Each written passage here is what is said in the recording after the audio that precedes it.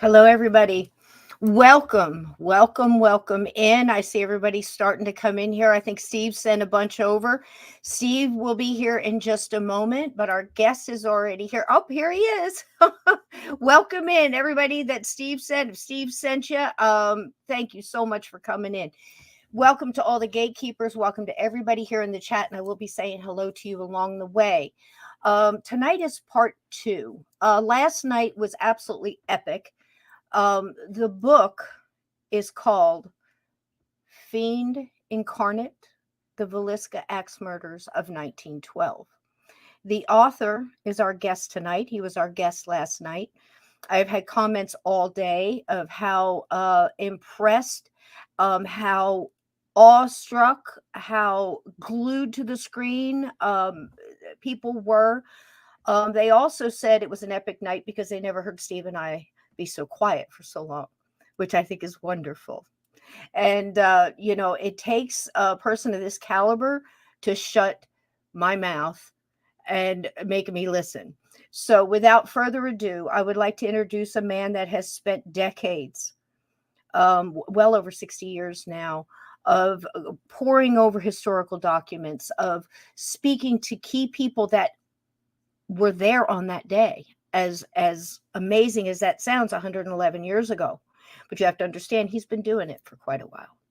He has talked to people that grew up during the time. He has visited. He lives in Iowa, not very far from there. So, as far as I'm concerned, and as far as many of the people I've spoken to, there is no better definitive expert on the Villisca axe murders. Please welcome my guest and my new friend, who I just absolutely adore, Mr. Ed Epperly. Hello, darling. Hello, how are you? Have you ever had such a great book promo as that video right there? That's great. That's fine. You're welcome to it. Yes, it is. No charge, no charge. Yes, We're fine. just so thrilled to have you. Here's Steve. Let's get Steve, this old rattlesnake, in here. Wait a minute, he's putting on his ears. Are you ready? Give me thumbs up. You ready, darling? He's ready. Here we go. Here's Steve. Hey. Can you hear me okay there? I hear you great. Cisco and Dr. Epperly, how you doing? Good to see you again. Oh, I'm doing just fine. Glad to see you again tonight. My premiere ran a little late over there, but I redirected people over here. So brought lots of people. Hello, everybody. Please forgive me for not calling everybody out by name. Again, like last night, Susan Woodcarver is taking down all your questions because Ed has just graciously thought to come back next weekend for a wonderful Q&A episode that we're all looking so forward to. Susan Woodcarver is screen shooting all of your questions that you put in caps, and she's giving you a thumbs up or saying got it to let you know that you have been seen and your question is in the queue. And she's taking it all down. So we thank you so much, Susan, for all the extra help. We thank all the mods tonight for helping welcoming everybody in and making everybody feel comfortable and wonderful. Tonight is part two, Ed. Last night was absolutely wonderful. We got to the crime, as horrific as we all agreed as this crime is. What we are trying to do, and I believe what Ed's been trying to do for pretty much 60 years, is unravel the fact from fiction and get it as close as possible to facts that we can prove now 111 years later. I mean, and he's done a magnificent job. Again, the book is Fiend Incarnate. It is right here is a picture of it right there. It is also a companion. There it is right there. Now you can go to villiscabook.com and we will be posting that in the chat throughout the evening. And you can also go and get the movie, which is the book is a companion to the movie. Dr. Epperly was a consultant throughout. And it is called Villisca Living with a Mystery. So don't just put Villisca Axe Murders in. Make sure you put Villisca Living with a Mystery or go to villiscamovie.com, and you will get this one. I believe you can rent it instantly on demand, or you can order the DVD. But I highly recommend it. I've watched it 3 or 4 times now. It is well put together. It's got a lot of the town, has a lot of the town, in here recently. I mean, I guess it was going back at least 10, 15 years, something like that, it seems. But it really does go the full spectrum, and I highly, highly recommend it. So there you go. And this is the Rundles that Ed worked with on the documentary. They make Fourth Wall, isn't it, Ed? Fourth Wall Films? That's right. Fourth Wall Films. And then they have a very small publishing operation they call Fourth Wall Fourth Wall Book, I guess. Fourth Wall Books. And that's generally, they've published books that have come out of some of the films that they've done. They have several documentary films. The Villisca film was the first one they did. It came out in 2004. And since then, they've been making a living out of documentary films. That's quite an accomplishment, actually, because they don't generate a lot of money, but they're all mostly historical in nature, and some of them are probably the bulk of them are set in the Midwest, but not all of them. They have a film on Jean Seberg, the actress, and things like that. They have a wide repertoire of films that they've done. They did one about you too, didn't they? Called The Axeman? Didn't they do it? I was trying to find that when I couldn't get my hands on it. That's something else, yeah. I've got a copy somewhere in my file, but I probably couldn't get my hands on it either right now. That was about a 20-minute, a short film.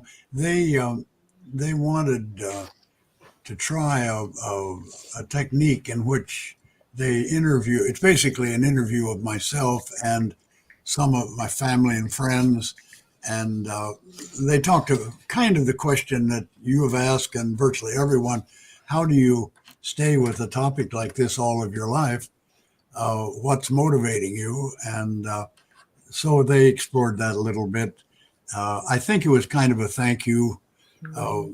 We had agreed that any of the profits that they made on that first film, that I would get a share of that, but it never made any profits, as almost no documentaries never do. Never do. By the time they had paid their expenses, that pretty much took care of the profits. And I think this was kind of an indirect thank you. And we'd gotten to be good friends, and so they wanted to try a short film, and came up and filmed the house, interviewed my wife and daughter, and 2 or 3 friends in town, and put together a look at my life, which kind of a mini biography. And so I don't carry it with me. And you don't have copies in your back pocket. like a business card. It's funny that as soon as I say business card now, I can think of, I believe it was Bruce in the film describing how they were cleaning out. Do you know what I'm talking about? Yeah. And they were cleaning out the attic. Can you tell a little bit about that? Because it really tells a little bit about the sophistication that Villisca was trying to pull together. And I think we're seeing a lot of this with a lot of historical things now, like the Gilded Age and things coming out in 1923 and things like that. Tell us a little bit about that, because that was amazing. Well, he was trying to describe what the tenor of the town was like.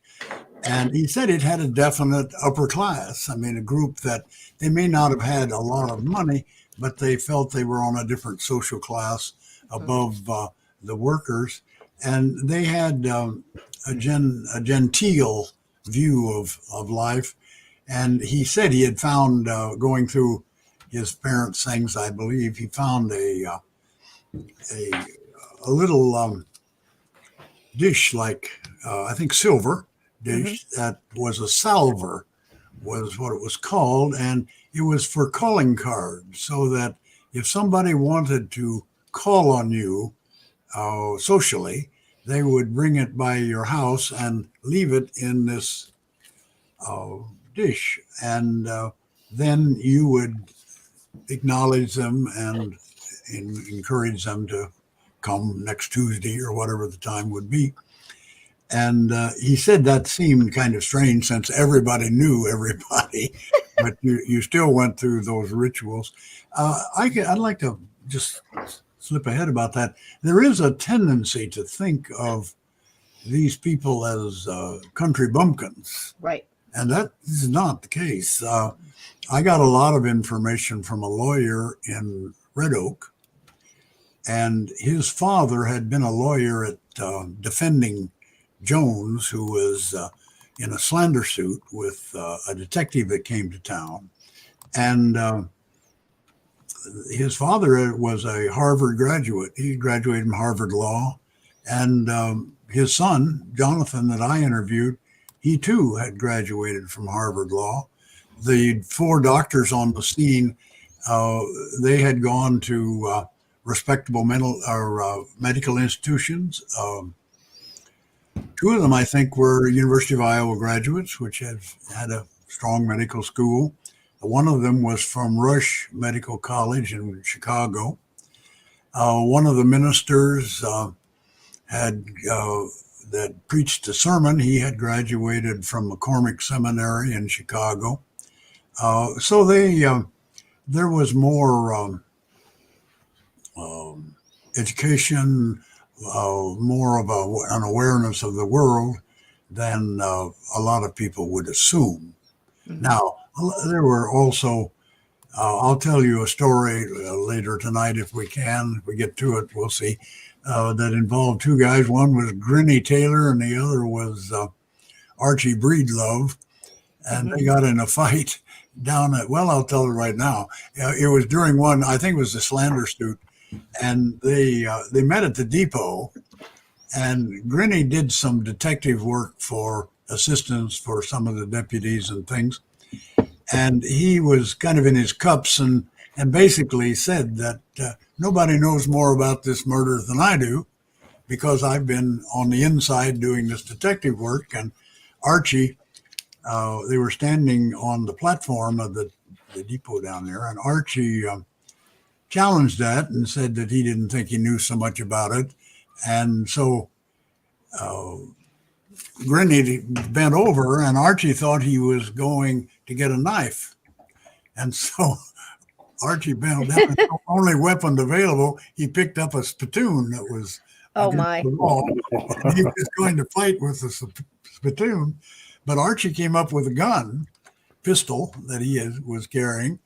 But when he fired just as Breedlove bent over, and the shot went over him and went into the train station. And just at that time, passenger train was moving. It had been sitting at the station, and Archie decided that discretion is the better part of valor, and he just stepped on board and rode out of town. They finally they charged Grinny for a while, but Archie had said no damage had done, and they didn't pursue it. But you had some class differences at that time, and I would say that the Moore family was in the middle of that. They weren't at the very top, but they were moving up the scale. They had been farm kids and had left the farm, and most of them were doing reasonably well. For example, nephew of the murdered man, Robert Moore, the murdered man was Joe Moore, and his nephew Robert, who was the son of Ross that opened the house and things we talked about last night. He was a bona fide hero in World War II. He had Villisca is kind of a garrison town. They've had a militia since the 19th century. They fought in the Spanish-American War. They fought against Ponce Villa in 1916. They were in the Rainbow Division, one of the first divisions called up in World War I. And they were one of the first divisions called up in World War II. and they ended up in North Africa in 1942.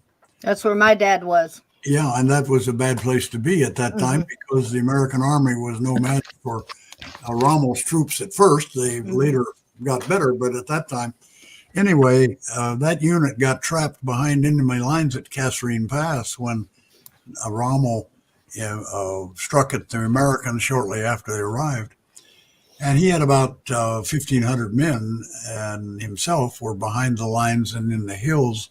It's the pass is a low area with the mountains around it, and they spent nearly a week getting back to American lines. They lost about 500 men to either capture or being killed, but he did get something like 1,100 out. He was the leader of that unit, and there's a Pulitzer Prize photograph. He came back in 1943 from Europe, and he got off of the train at the Villisca depot. And there happened to be a reporter from the Omaha World Herald, and he is holding his wife, Grace, and his two children are kind of standing, tugging skirts, but it was his back. The shot was from behind. You can see his wife and the kids, but it's just his back of his head and body. It's a great picture. I should have grabbed it. Yeah, you've seen it. It was, I believe, the Pulitzer Prize winning photograph for 1943, I think it was. I want to clean up a couple of things from last Sure. week. Where do you want to go, sweetie? Well, I'd like to take just a minute to talk a little more about what happened after the murder. Sure. And then I want to talk about serial killer theory, and I want to talk about Reverend Kelly, who was tried for the murder. Okay. And we'll see how much time we have after that. Absolutely. Your lead. Go right ahead. Well, the bodies were discovered at 8:30, 8:45. And surprisingly enough, they remained in the beds, untouched, until almost midnight that night, all day and half the night. It was because of a series of situations. The county attorney, who was legally responsible for the coroner and these kinds of events, he was out of town. He was in Cedar Rapids. And they, of course, telephoned or telegraphed to him right away. But by the time he could get train arrangements and cover, Cedar Rapids is 200 plus miles away.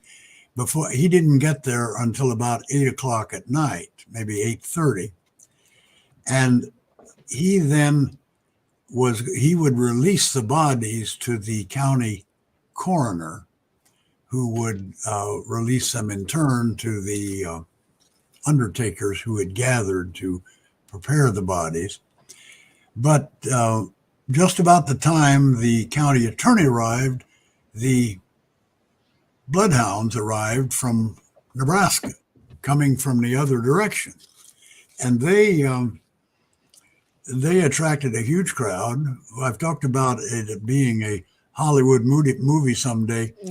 This is a great scene because they estimated 2,000 people had gathered in the yard and out in the street. They brought two bloodhounds, and this picture shows them. It's not very clear. It's taken from a newspaper, but the dogs are coming off the east side of the porch. And this was probably done the next morning because it looks like it's daylight. And actually, it was already dark. It was going on 9 o'clock when the dogs started their run. They gave them the axe, and they gave them a piece of cloth that the killer had wiped the axe with and thrown under the bed. And then the dogs came out, went off the east of the porch, went out to the street, and then turned north and went a block north, turned west, and then they turned back south for a block. And what The crowd, they estimated at 2,000 people, and they followed the dogs. They were carrying guns and clubs. Somewhere there were a few cars.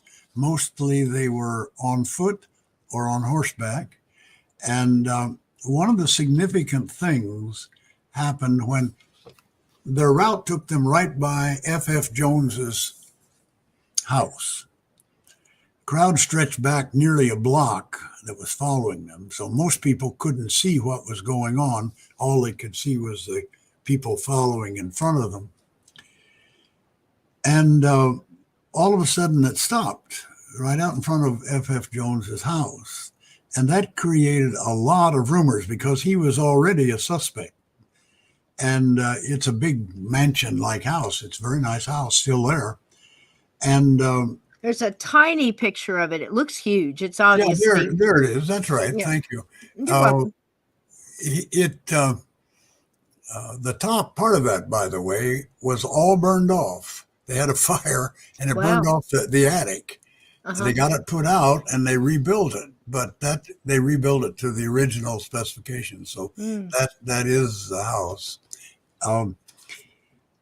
Lots of people speculated, and there were all kinds of rumors that the dogs had wanted to run into the house, to turn into the house. But this is part of the conspiracy theory that F.F. Jones was buying off the people, the leadership of the town. And the detective who came to town said that they had given the handler of the dogs, they had bribed him on the way up from the depot when he was brought in a car by Bert McCall, which was the pool hall dealer I talked about last night, and the man who had an auto livery. So he took his auto down to pick the two dogs up and brought them up to the house. And he was part of the plot, and so he paid the handler to not let the dogs go into the house. But there's a statement made by a fellow who was right behind the dogs, Ed Landers. That's him right there. That's amazing. Ed Landers was an insurance salesman in Shenandoah, but his mother lived a block up the street from the murder house, and he was staying there, and he stayed for several days. He got involved in the investigation. He rode with some of the police and things like that. And he became an anti-Jones leader, testified at the slander suit, and so on. But he said that, no, the dogs, they were coming along, and all of a sudden they stopped because one of the dogs answered a call of nature. And then they started up again. It had nothing to do with the Jones house. It was only coincidental. But we'll come back to that if we have time to say something about the Jones case. The bodies then were removed. They couldn't take them at 8:30 because the coroner had to release them, and he went with the dogs. He followed the dogs, and they got back about 11:30. And they ran about a mile and a half out of town. They got to the little river that runs through the west side of town. Is that the Nottoway? Nottoway River. Nottoway. It's a west branch. For a little while in frontier days, Villisca was called the Forks because there's an east branch and a west branch, and it sits between them. And they got to the river and lost the trail. Some people thought that they were following a trail. Others thought that they seemed to them to be just wandering. And one thing, for example, they went across a plowed field, and the dogs were with their nose to the ground. But the people noticed that they were making tracks in that plowed field. But there were no tracks, that the dogs were not following tracks. They were following a scent, apparently. And they didn't understand why they would make tracks, and the killer had not made tracks the night before. It was things like that.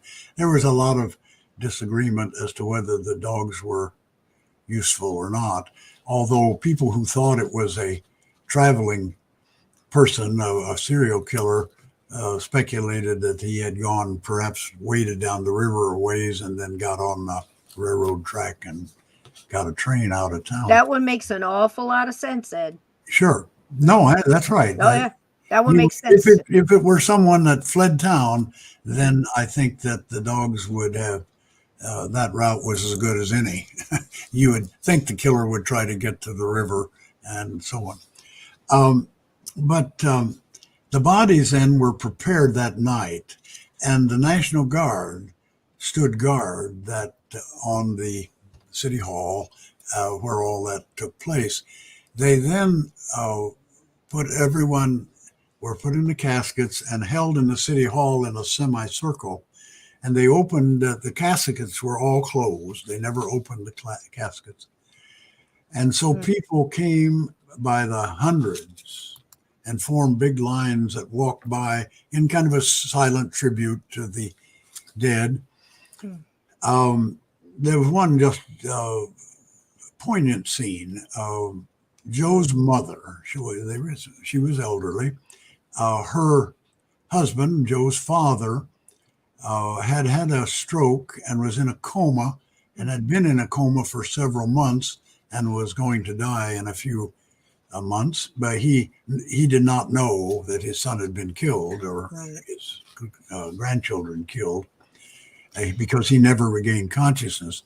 But she came and pleaded to see Joe one last time, and they wouldn't allow that because of his mutilation that we talked about yesterday. But they did agree, and they let her sit by his casket, and they opened the casket and brought out his one arm, and she sat holding his hand for quite some time. I don't think anybody timed it, but my impression was it might have been a half an hour that she sat there before. Then the funeral was held 2 days later on Wednesday. And that's it. Not to interrupt you, but that's such a profound part to this story. Like last night, I stopped at where Horton, right? Horton went through with the match, or no, it was that was Horton. Going through with a match and seeing this scene come into view of this horrible, macabre scene of these poor children and these victims, and now this really sums it up for me, where she's sitting there for half hour, minutes seem like hours at that time, a mother holding her son's hand. It just really brought it all home to me. I always thought it was as I said, a poignant profound scene. Absolutely. The funeral was held. They brought them out of the City Hall across the street into this park where they yes, I think that's right. The open wagons, and then the coffins were put on wagons, and the cemetery is about a quarter of a mile outside of town, the north part of town, and they went there, and a huge crowd followed, and they had a service at the gravesite, and then all of the Moors, the 6 of them, were buried in the same grave. They had a large grave dug, and here we are. Then they brought in made a large stone. That's Moor right there. And then this stone lies along that burial. They were each in separate caskets, but they were all buried together. And all of the names and dates are on this long, low stone. And if you look, I guess we're on the right side. Yeah. If you look, just a few stones down are the Stillinger girls. Okay. Yeah. I can't see it. I can't either. It's behind this stone. Okay, And the it other could one. be that stone there. But it's you can see it from the two graves are that close together. Very close together. Now I see a CAL here in this one gravestone behind you. That's not Burt McCall, is it? The redhead that took a souvenir? No. Okay. He left town Okay. not too long after the murder, 6 months or so, and he moved to a town further west and a bit north called Missouri Valley. It's over in the Missouri Valley, outside of Omaha. I saw that CAL and I thought, oh man, that wouldn't that just be something if he was right behind Joe? You can find actually the people who opened the house. They give cemetery tours. Oh, I bet. Where they take people to graves of significance in its relationship, because there are several graves of people who were active in one way or another in the murder trials and things like that.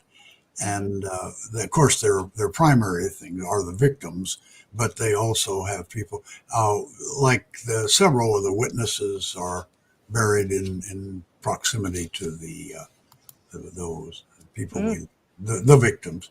You would imagine, because Yeah, let me say one other thing before I start on the serial killer thing, and that is the suspect that was probably the majority of Villisca citizens' first choice was a man named F.F. Jones, who was a wealthy man. He was a banker. He'd also been he was a state senator at the time of the murder. He had been a state representative. He was the president of the Methodist Sunday School for 25 years. He had come from New York State, gotten to Illinois, then he came on to Iowa. As a young man, he broke prairie, and then he got into, was a merchant, taught school for 1 year, and then finally opened a hardware store, and then bought into the bank and became a vice president of the bank. Not the person you would expect, but on the morning of the murder, he was uptown. His bank had burned down during the winter of 1912.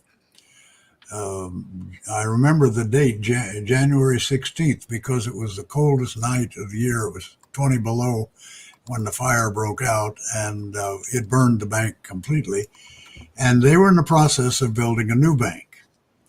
And he was up on the street, not exactly supervising, but checking on how the bank was coming, the progress that was being made, when word got up on the street that the Moore family had been murdered. And so he and two others started out to walk to it was about 4 blocks from where he was standing, 2 blocks up and 2 blocks over. And as he was walking on the north side of the square, he went by Hackmeister's blacksmith shop. Hackmeister had just bought it about a month before that, and he had bought it from George Bloodgood, who had been a blacksmith in the town. And George was standing in the door of the blacksmith shop, and he had just learned of the murder because Mary Peckham's son, Ernest. I'm sorry. Ernest. No, that's I'm just blurting out names. No. At my age, if I can get a name, I'm happy. Between the three of us, we ought to be able to. Yeah, I'm counting on help for that. And I've got, like I said, I won't let you forget where you were, but I just bought index cards for the first time in 30 years. And much to my, you can imagine, I just got 2 new kittens this winter. And I haven't tested out all their things. So I had all my index cards, all my notes on my bed. I go and I leave and I do something. I come back and now I can officially say the cats ate my homework. Yeah, well, they really did. Yes. So they're like hamsters, apparently, but that's okay because it's all right here. Go right ahead. Peck Right. them. Well, Ernest had come in and seen George and said, George, have you heard the latest? And then told him the story that the house had been opened. They had found all of them dead. And that's all Bloodgood knew about it. He didn't know why they were killed. He didn't know about the visiting girls, perhaps. I can't answer that for sure. He didn't know probably about the weapon or anything. But just as he heard that story, he was standing, and here came F.F. Jones. And he testified to the fact that F.F. had his head down and his face was flushed, and they were walking fast. And I thought to myself, oh man, you know something about this. That quick. So within 15 minutes of the discovery of the murder, people in town were talking about F.F. Jones as being the killer. Well, they didn't think the murder, but as being behind the murder. Money. At about 11 o'clock that morning, F.F. was standing up on the street, and a lawyer from Corning, which is the first town east of Villisca, a town of about the same size. Meyerhoff was his name. He had been trying a case in Red Oak and had been on the train coming from Red Oak to Villisca and would go on to Corning. But he got off at Villisca because of the murder. And as he came up the street, he saw F.F. Jones, and he said, hey, they were good friends. They were acquaintances. He said, hey, I'm surprised to see you still running around loose. And F.F. said, well, what do you mean? And he said, well, I was on the train, and all of the talk on the train was that you're tied up in this murder. So that quick. Yeah, I mean, so that idea was just bubbled up right then. And I'm going to tell you why it did, and then we're going to go on. Absolutely. But I want you to say one thing, because nobody lets you say this. So the thing about F.F. Jones is not only, you know, how he came up and he was a hardworking businessman. You'll hear from children of parents that worked in his hardware store that they worked late hours. He was a very stringent businessman. But tell us a little bit about his personality and say it like you want to say it, Ed. I will. He was a sense of rectitude. He felt self-righteous. He wrote at the end of his life, he wrote a little book called Reminiscences, in which he talked about he had never tasted a glass of beer or a wine, no alcohol in his life. He was proud of that and made an issue of that. He people on the street felt that he looked down his nose at them and felt he was superior to them. I suspect he was in most cases. But anyway, that was part of the attitude. The other thing, I talked to my lawyer friend in Red Oak who knew him personally before he died. He died in 1942. And he said that, I asked him, well, what kind of the question you asked me, what kind of a personality, what was he like? And he said, F.F. Jones was an arrogant son of a bitch. There it is. He was and that gives you the air, though. So, you know, he's in charge of the Sunday school. The children would listen to him, but they were a little afraid of him. You know, different parents would react to him depending on their stature. And Ed's going to tell you a little bit about why they were in this position. It's an amazing Americana story of, you know, in probably any small town anywhere where business people were trying to come up and, you know, cutting each other's throats and everything else. So he was not well liked. That was right. The ground in which the seeds fell. The second thing was that Joe Moore, the murdered man, was a crack salesman for him, selling farm implements. And then in 1907, 5 years before the murder, Joe left and started a competing implement dealership and hardware store right across the street. I mean, here's Jones. This is on the southeast part of the square. And if we go right across to the other side of the square, okay, here we are. Here we are. This is west. All right, here's Joe Moore. Here's their business, and here is Joe Moore's business right there. So Moore is at the A, and F.F. Jones is B. That's right. So, what do you think of that, folks? Look at where he put the. And there's another element of that business conflict, because when he left and started the business of his own, he took the John Deere Plow Company franchise with him. Now that's a pretty valuable piece of merchandise, and actually. What I found looking at some of the letters and communication that was at the State Historical Society, he was approached by a John Deere. And they said, we don't think F.F. Jones is pushing our products like they should be. And if you'll start a competing implement store, we'll loan you the money at a low interest rate to do that, because we want someone who is representing our products a good deal more strongly than he is. Now, that wasn't public knowledge, but in the investigation, that communication came out and is available now. So they were in competing businesses. It had gotten so sharp, the business competition, that Joe and a salesman were walking up the street sometime before the murder, and here came F.F. Jones down the street, and Joe said to him, now watch, as soon as he sees us, he'll cross the street. He won't meet us. Mm-hmm. And that's what happened. I mean, he looked up and saw them coming, and he turned on his heel and crossed the street so they wouldn't meet. And so there was a bitter business competition. Mm-hmm. That I don't think anybody felt that would bear the weight of this murder. Horrible murder, right? No, but it again was part of the seedbed. The thing that caused most people to suspect him was that he had one son, Albert, who was, he was kind of portly.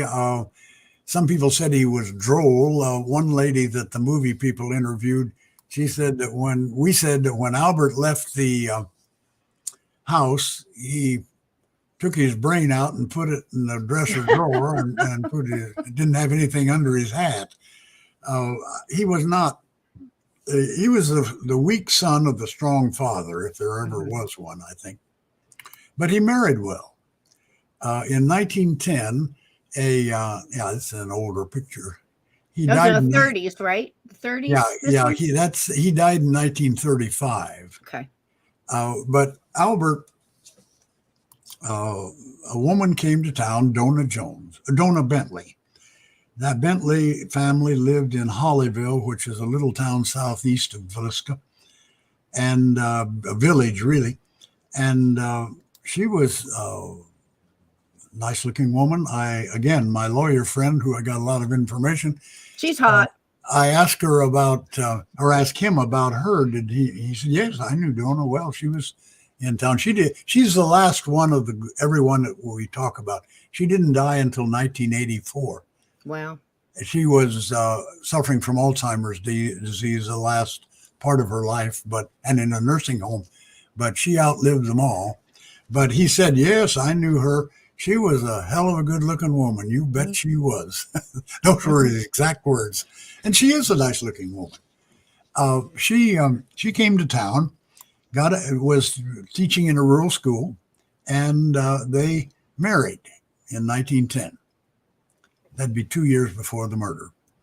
And in the words of some of the people in town, she was what they called a high stepper.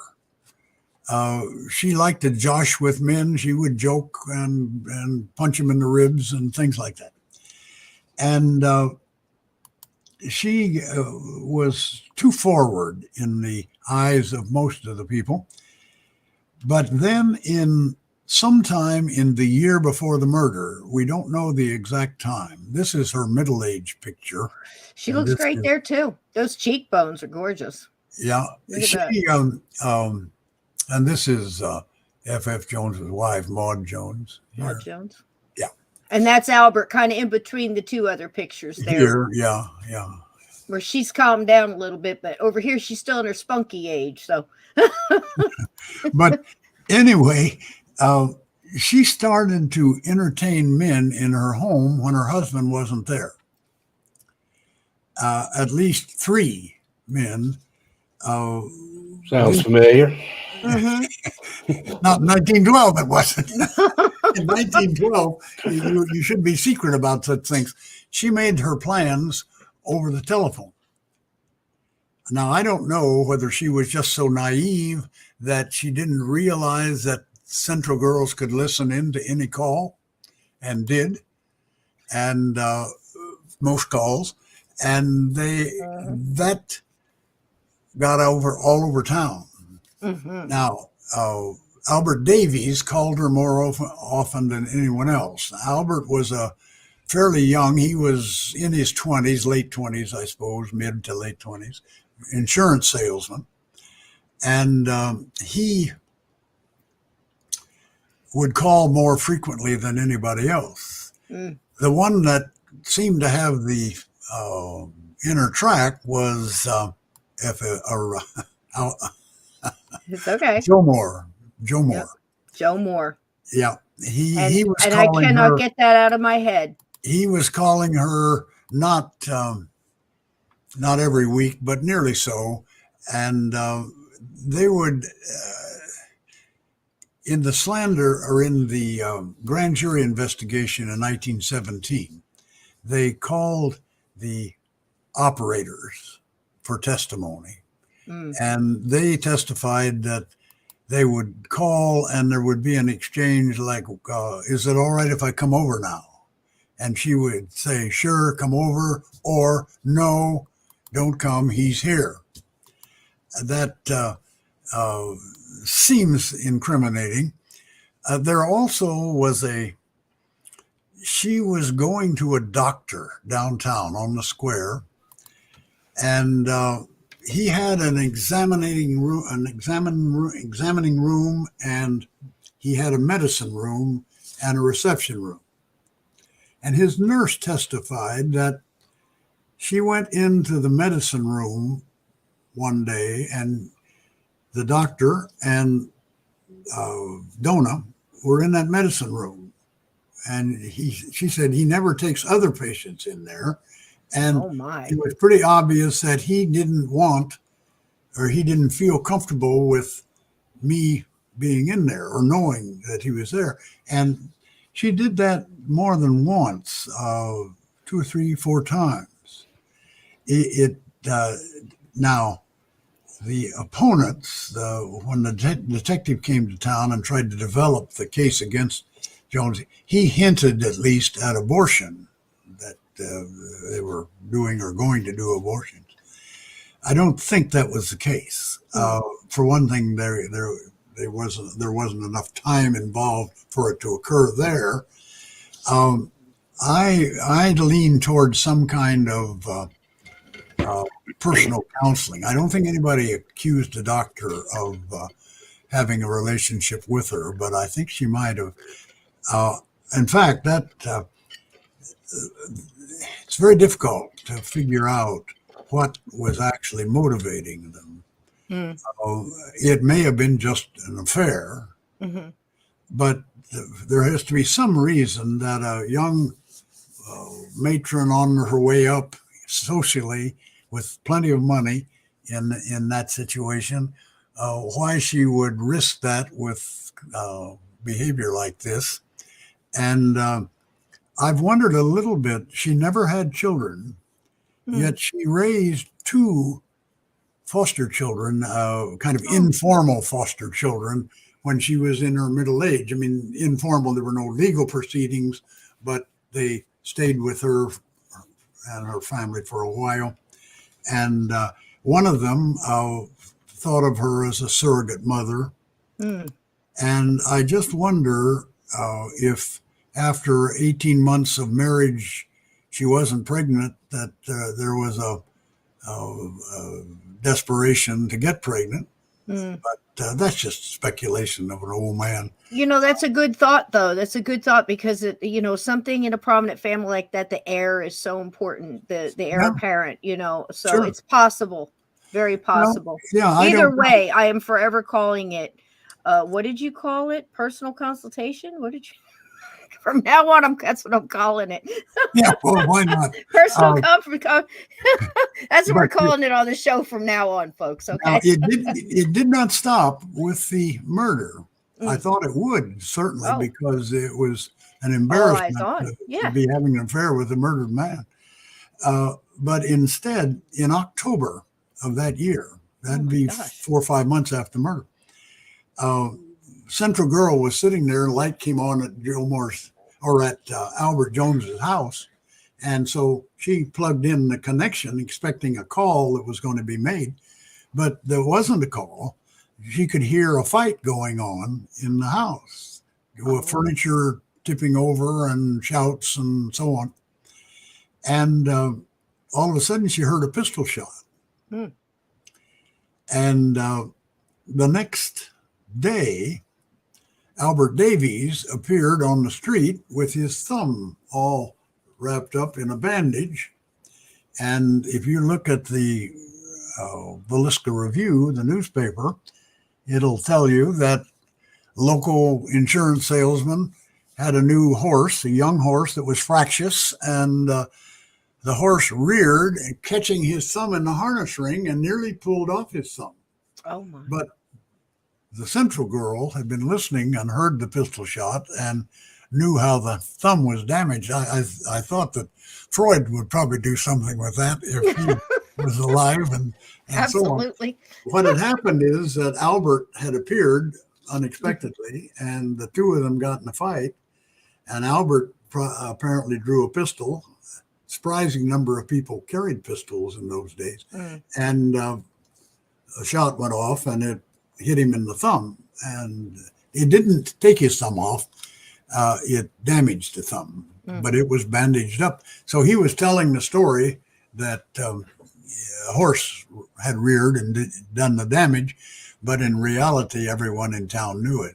So those were the reasons that they didn't think Albert had the gumption to do something like this, nor the intelligence, nor the contacts. But they thought that the father, FF, Frank Ferdinando Jones, would have been able to do it and would be behind it. So we're going to leave it there that all of the people in the town knew about it, and the majority, I think, felt that he was behind the murder. Now, they didn't know what to do with it, and that was true. I'm getting a flash. Is that happening to everybody? Nope, it happened last night too. Every once in a while, it doesn't seem to do anything. I can see it flashing behind you. I turned off the overhead lights, and neither one of these are flashing. Maybe it's just my personality is flashing. Could be just the energy tonight. Putting out that's us sending you good energy. Maybe I'm running out of steam. No, we're sending good enery, guys. Everybody hands up. I'm going fine. There it goes again. Maybe. Yeah, a little bit. But that makes so much sense, though, Ed. If you think about it, the people in the town, and of course the rumors are rampant, like you said on many occasions, that there were thousands and thousands of rumors running around. Just the way it was, and to have, they could have said, well, FF Jones hired somebody because his son was being made a fool of, and we're going to take out Joe because he's got the hardware store too, and that's just it for Joe. But I'll tell you something, if I believe that if FF Jones wanted to do something like that, there were so many other opportunities to do something to Joe, to take Joe out without all of this hubbub. And it just doesn't fit once you look at all the facts, right, Ed? No. Why wouldn't he entice him to Omaha, right, and kill him in an alley, and it wouldn't because it created a great problem for the killer because they looked desperately for him for 10 years. Mm-hmm. And if it had been just they thought it was a thug in a big city, it'd have been over. It would, they would have looked around for a week and then it would have been done. Yep. That's true. The case against F.F. Jones would never have been made if it hadn't been for a detective that came to town 2 years later in 1914. But I would like to move on and talk about the serial killer case if I can. Sure. Because that's a very viable theory. That's gotten a big boost in the last few years from the book, The Man from the Train. Mm-hmm. And lots of people are talking about that. I think it's become the primary explanation in the minds of people who are just coming to the murder, Mm-hmm. and particularly if they've read the Man from the Train and so on. But that was the first theory that the officials had, the police, the state attorney general, the county attorney. Those people from the very beginning thought it was a serial killer. And for the first month, that's the primary lead they thought about. In the first week after the murder, they had a meeting in Villisca.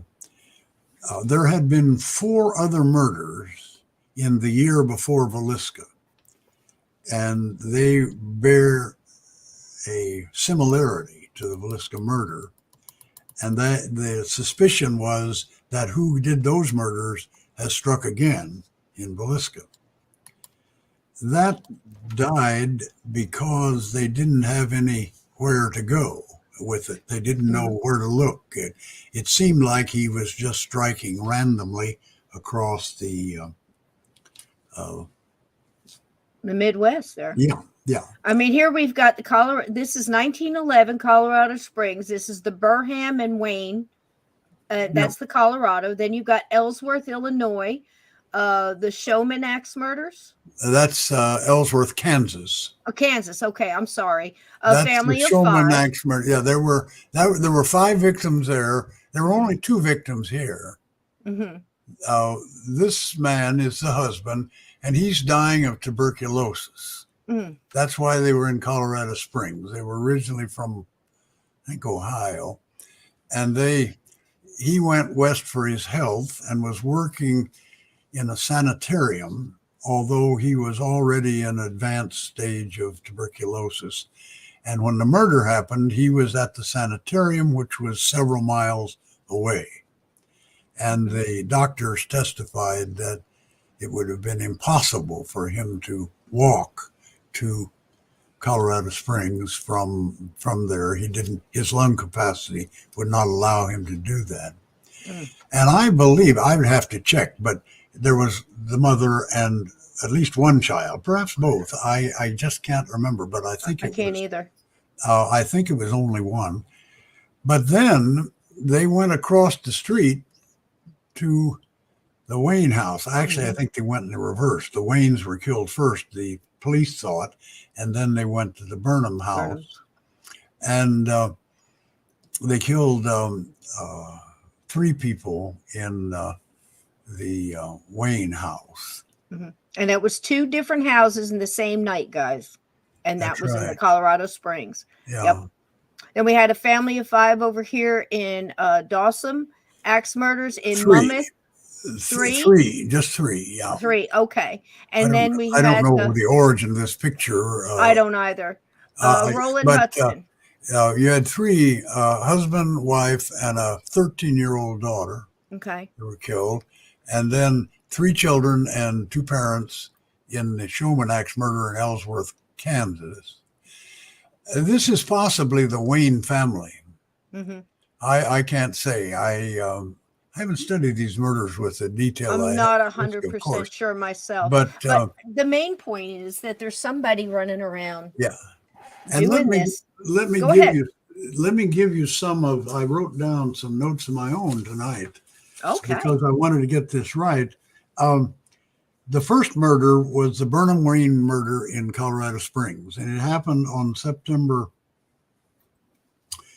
17th, 1911. So that's about 9 months before the Villisca murder in June of 12. Right. And Wayne is one family, Burnham is another. They're close together, small little houses. These people, the railroad is right by the house. You could throw a baseball from the front porch to the railroad tracks. In my record, I've got 5 victims total, 3 Waynes and 2 Burnhams, but I would have to check that and see. The things that impressed me, the victims were covered, as they were in Villisca. The doors were locked. The shades were pulled down. The killer entered the house from the rear of both houses. He had washed the axe, cleaned the axe, as they did in Villisca. The second murder was October 1st, 1911, essentially 2 weeks later, in Monmouth, Illinois.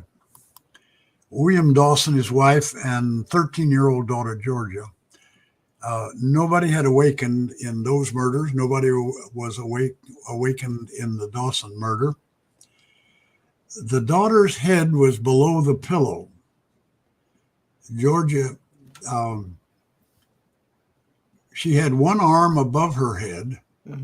Her nightgown was torn, the legs somewhat drawn up.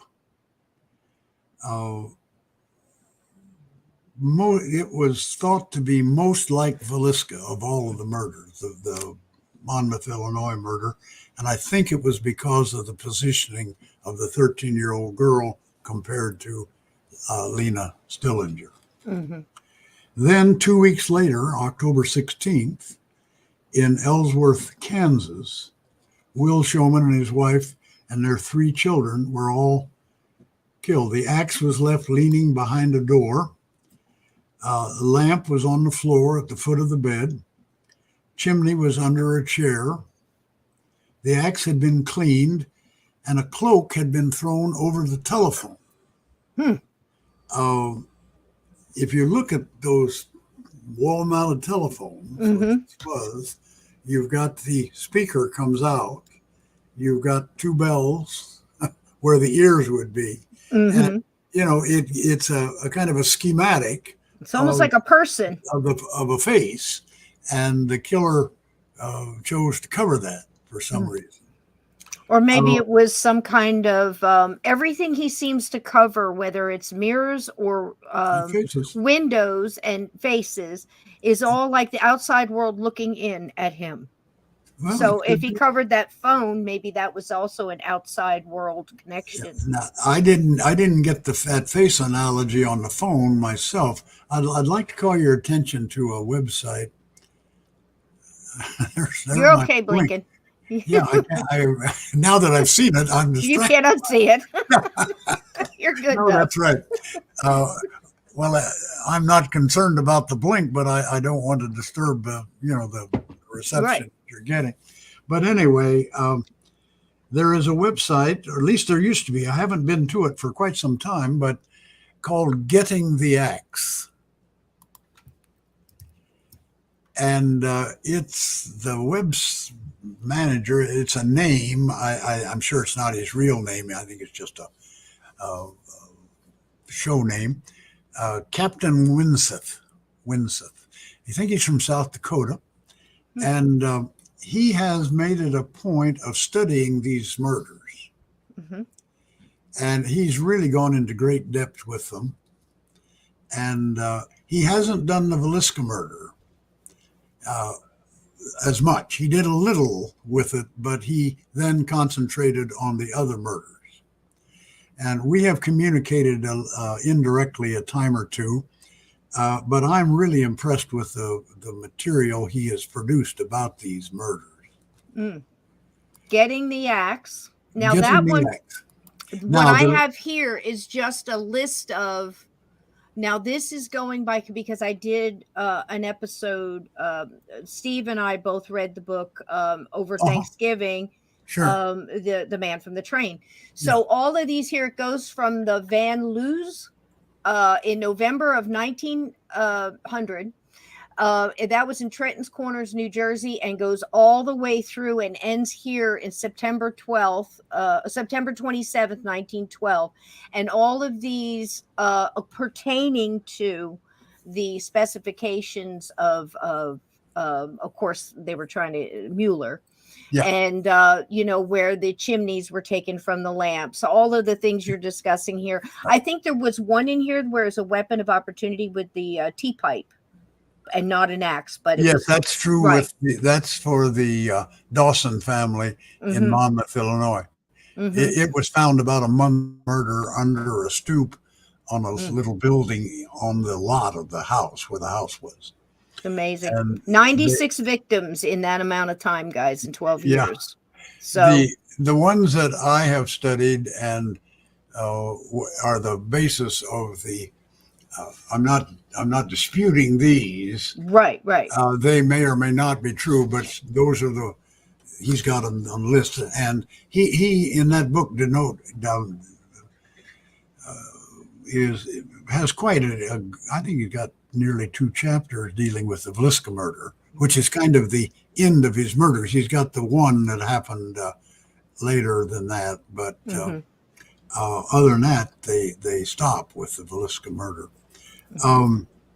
The Ellsworth, Kansas murder, that was on October 16th.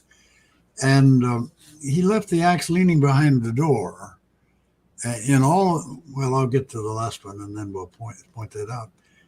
He had a lamp on the floor at the foot of the bed with a chimney under a chair. The axe had been cleaned and the cloak fallen on the telephone. Mrs. Showman was found lying on her back, uncovered, with her right leg thrown over her left, exposing the buttocks. And this is an example of one of the things that we need to do. I'm not going to be doing it, but perhaps the author, Man from the Train, James, someone could pick up on it. He and his daughter based their conclusions about the murder from newspaper accounts. And I'm suspect of newspaper accounts personally. And so it seems to me that someone needs to go into these murders and see if there are more controlled accounts, police reports, things like that. And the first reaction is that there isn't. But that was first reaction in Villisca when I started. And there's a wealth of material once you get started on it. Exactly. And I know in the Ellsworth, Kansas case, that I've been there a little more than the others, but in the Ellsworth, Kansas case, in the newspaper accounts, it says that the killer seemed to have a particular hatred of Mrs. Showman. His hatred was directed towards Mrs. Showman. And they didn't go any farther. That's what they said. And my first assumption was that she was more mutilated than the others. But later, I got to the Ellsworth Historical Society, a local society. It's a little more active than most. Ellsworth was a frontier town. It was the railhead for a year or more in 19th century, and the cattle drives came to there because that's where they could load the cattle on trains to go to Chicago to be processed. And so you had the drovers. In fact, now they've tried to recapture that for tourists. The Drover Hotel is there. There's a guy that sells Western wear and things like that. But the case was unsolved until they they asked a detective agency in Kansas City to send a person out and go over the evidence to see if he could recommend whether they reopen the case. And this was 5-6 years after the murder. Mm-hmm. And he did. He came out, and his primary source of information was the local sheriff who investigated the case. And he interviewed the sheriff.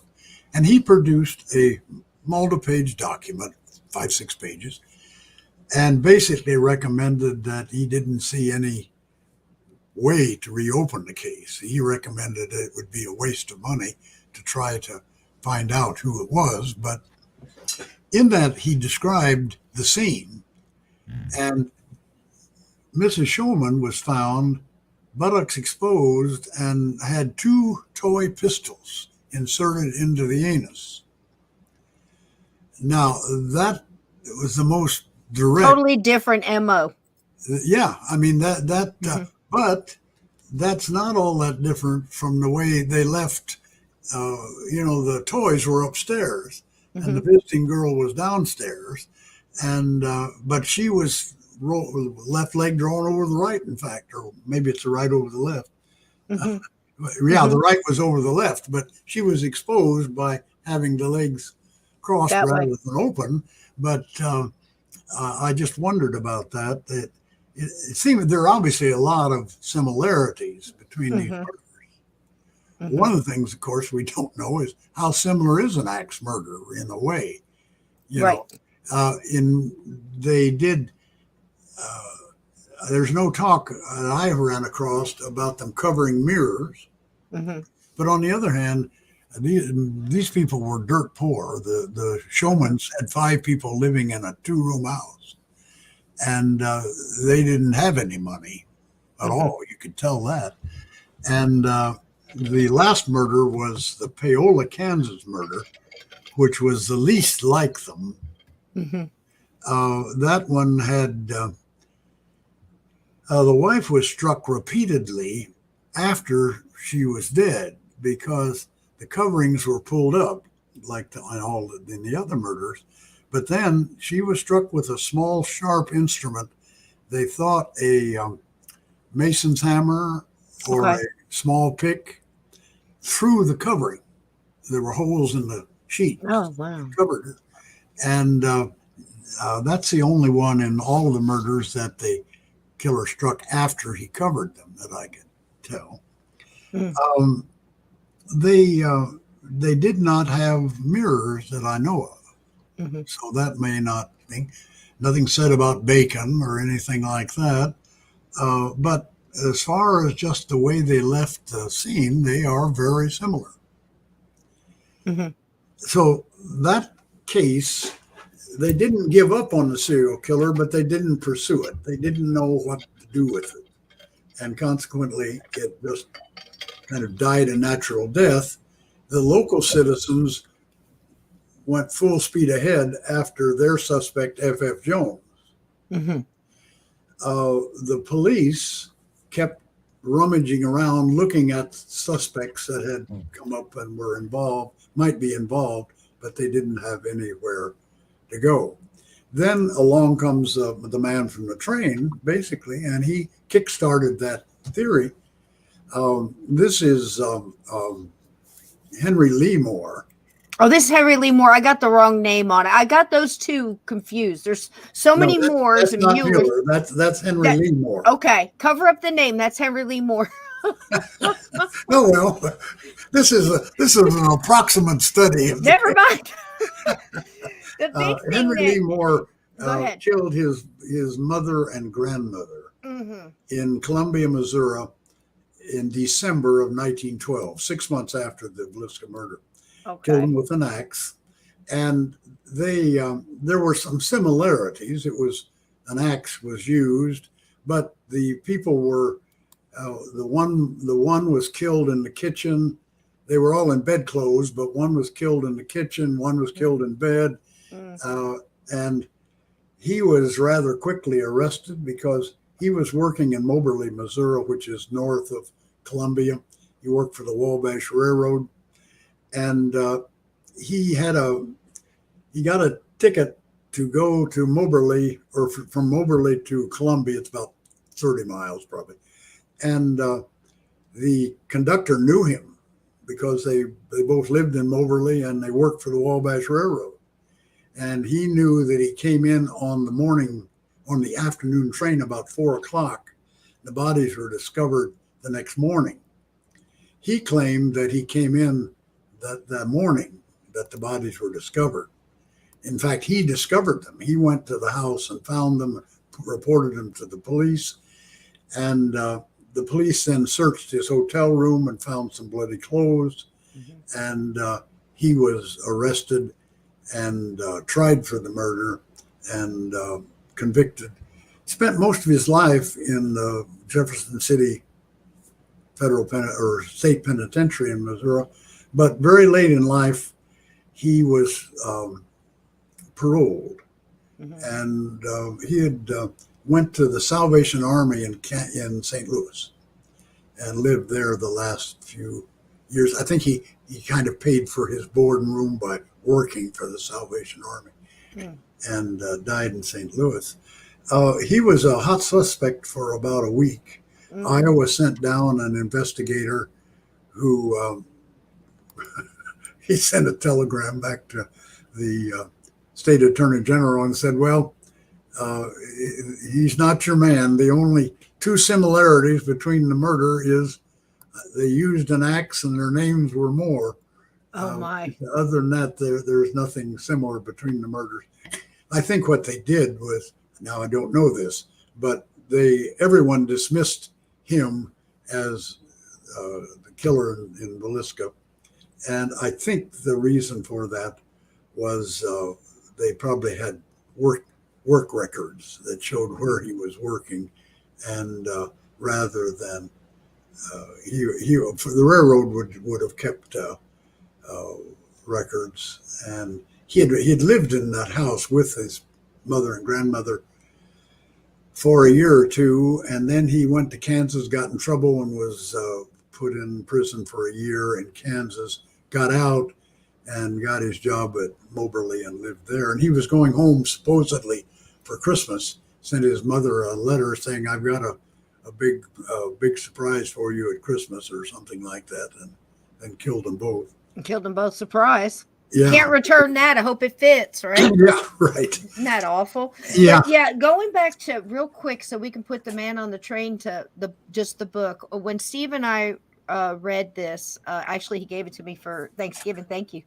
And we went through, and I sent some emails back and forth to Mr. James and spoke a little bit to his daughter. I was of the mind that you were, Ed, that when you're going by just, first of all, you got to think, so many of these towns didn't keep records, or where the records were got burnt down or flooded. There's no account that we can get on this where it's exact count of how many axe murders or whatever, or any of the details. Also, you have to think about reporters of the time. Reporters of the time had a deadline, and they had to get that one line, and they had to get in there quick. We've all seen it in the movies, people clamoring for the phone to call into the press.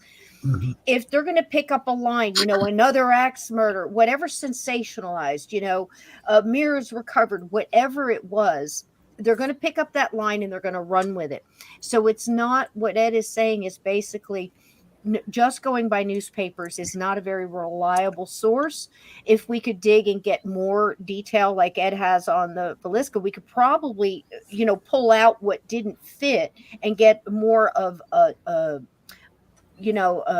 realistic look. It might sharpen the number that are included. Right. He and his daughter do a lot of that.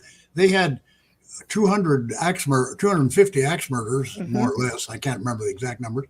And they reduced that down to a much smaller number, mm-hmm. something like 30 that he felt he was confident were mm-hmm. done by the same person, and another 10 or 15 or 20 that he thought maybe probably were. He had them kind of in categories.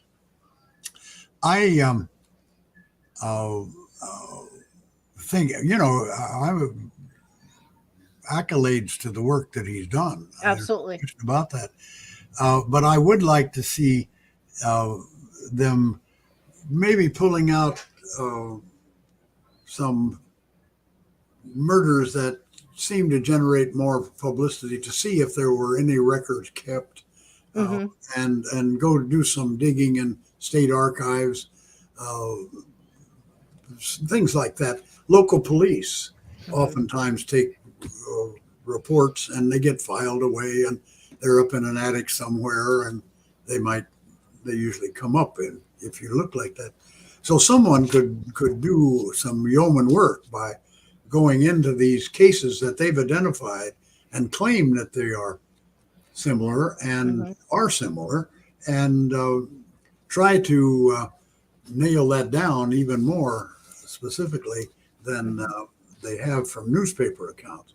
The second thing I would like to see someone do is their killer, Mueller. We know exactly where he was. I mean, if he was the serial killer, we know exactly where he was 50 times in that 20-year stretch. I mean, he was at the scene of that murder. He was committing the murder.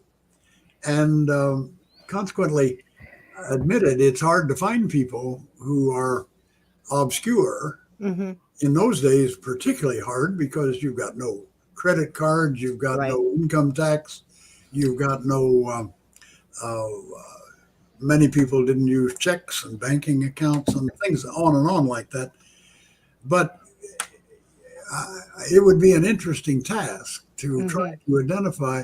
They know a lot about him. They've got a physical description, because the first murder, he was a boarder in that house where the murder happened. They also have information about his employment. They thought he worked with wood, sawmill, things like that, producing turpentine in the South. Those are all wood related. Their theory is that he worked out of a central location for a period of time and then moved, because they have clusters of murders that are relatively close to a central location. There is at least one gap that they speculate was perhaps he was in prison or sick. Yeah, and that's an area that they could explore. So I'd like to see someone trace him and find him. Both of those things would strengthen the theory a great deal. But as I've said, it's a viable theory, and I'm certainly not. They dismiss Kelly. They don't know. They don't know very much about Kelly. You're going to know a lot more about him here in another half an hour, because I'm going to turn to Kelly and tell you why he is also a viable suspect. I'd like to see. That's one thing I'd like to see, if they can ever put Mueller and Kelly in the same place. Kelly preaching somewhere else where he just left, and then there was an accident, those kind of things. You know, I just have this thing about Kelly and his personality, and once you talk about it, of him seeing this guy and knowing what he's going to go do, and it's all possible. It's also possible. Well, let me tell you about Kelly, because he's the only other viable suspect we have at this time. Kelly came from England in 1904. He and his wife emigrated from England. He was a Methodist preacher, and he was called by the Methodist Church in North Dakota. So he came and got to North Dakota, where he preached. From 1904 to 1912, the 8 years between the murder and his arrival, he preached in North Dakota, South Dakota, Minnesota, Iowa, Nebraska, Kansas, Oklahoma, 7 states. Multiple parishes in each state. But by 1912, he left the Methodist Church and decided he would be a Presbyterian. As he put it, a man could starve to death working for the Methodist. And so, that's true. And so he was looking for a better position. And he went to a seminary in Omaha, Presbyterian Seminary. He was a bright fellow, wrote a book when he was back in England. He was a boy evangelist, was a follower of a man named Gypsy Smith, who was a gypsy who had converted to Christianity and was active in the very early formation of the Salvation Army. And he listed Kelly as a boy evangelist, so he was preaching at a very young age. Then he didn't have any money, so the president of the seminary got him a summer job in 1912. He came to Macedonia, Iowa. Macedonia is about 50 miles, I would guess, north and west of Villisca. He got there the end of May, and so he had been there, perhaps 3 weeks before the Villisca murder happened. But along with that charge to preach at the Cumberland Presbyterian Church in Macedonia, Iowa, every other week, twice a month, he was to go to Villisca and preach at 2 country churches that had a Presbyterian affiliation, small churches out in the country. One of them was Pilot Grove, and the other one was Arlington Church. And he arrived in Villisca for the first time by train on Saturday night of the murder weekend. He was picked up and taken to a family in the parish out in the country where he stayed Saturday night. Anderson were the names. Louis picked him up, and I can't remember right now the Henry Anderson. That's a Norwegian name. They were a Norwegian family. And they had 2 children and a mother-in-law who lived with them. And Kelly, in eating supper and through the evening, they became, the women, the mother and the mother-in-law, became concerned about Kelly. They didn't specify what their concern was, but they didn't feel that the way he treated their young girls, they had 2 young girls, was appropriate. They didn't say whether he was overly friendly or overly harsh or complained about the noise they made. They didn't specify. But it must have been relatively serious, because when they went to bed, the grandmother, she was Norwegian, spoke Norwegian, elderly. She was so worried that she took a rocking chair, and pulled it to the head of the stairs. Kelly was sleeping downstairs in a guest room. The family was upstairs. And she could hear him walking in that room late into the night. She stayed in the chair all night, frightened that he might come up the stairs. And then the next morning when he left, she said to, I suppose, Henry said, "Don't bring that man back here again. He's crazy." He went, did his preaching, and then Sunday night, about supper time, he arrived at the Presbyterian manse, the Presbyterian minister's home, and had supper with them. And then that whole family and he went to the Presbyterian church where they were having the children's service. Kelly sat in the back of the room. The minister and the minister's wife were up at the front. The wife was directing the program along with Sarah Moore, the murdered woman. She was in charge of that program. All of the Moore kids and the Stillinger girls were on the program, part of the presentation. Joe was also in the back of the church, but he sat across the aisle, and so was across the church. The program ended sometime after 9 o'clock, between 9 and 10, and they talked for a while before they left church. The minister and Kelly and the minister's family, they went home to which was only half a block away from the church. And the Moores left and walked home.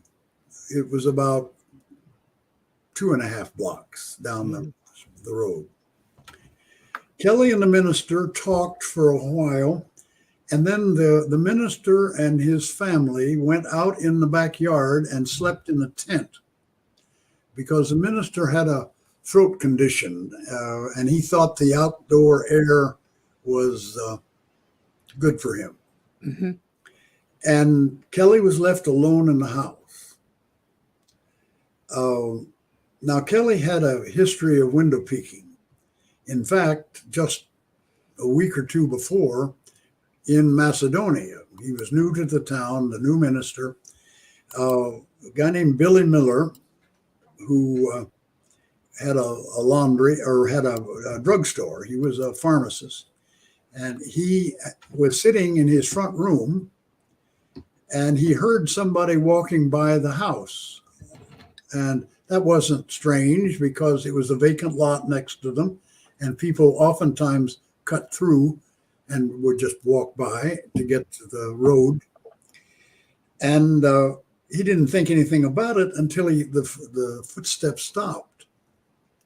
And so he got up and looked out the front window in the living room, and here at the back of the house, standing outside of the pool of light that was cast by the bedroom light, was Kelly, while his wife was preparing for bed.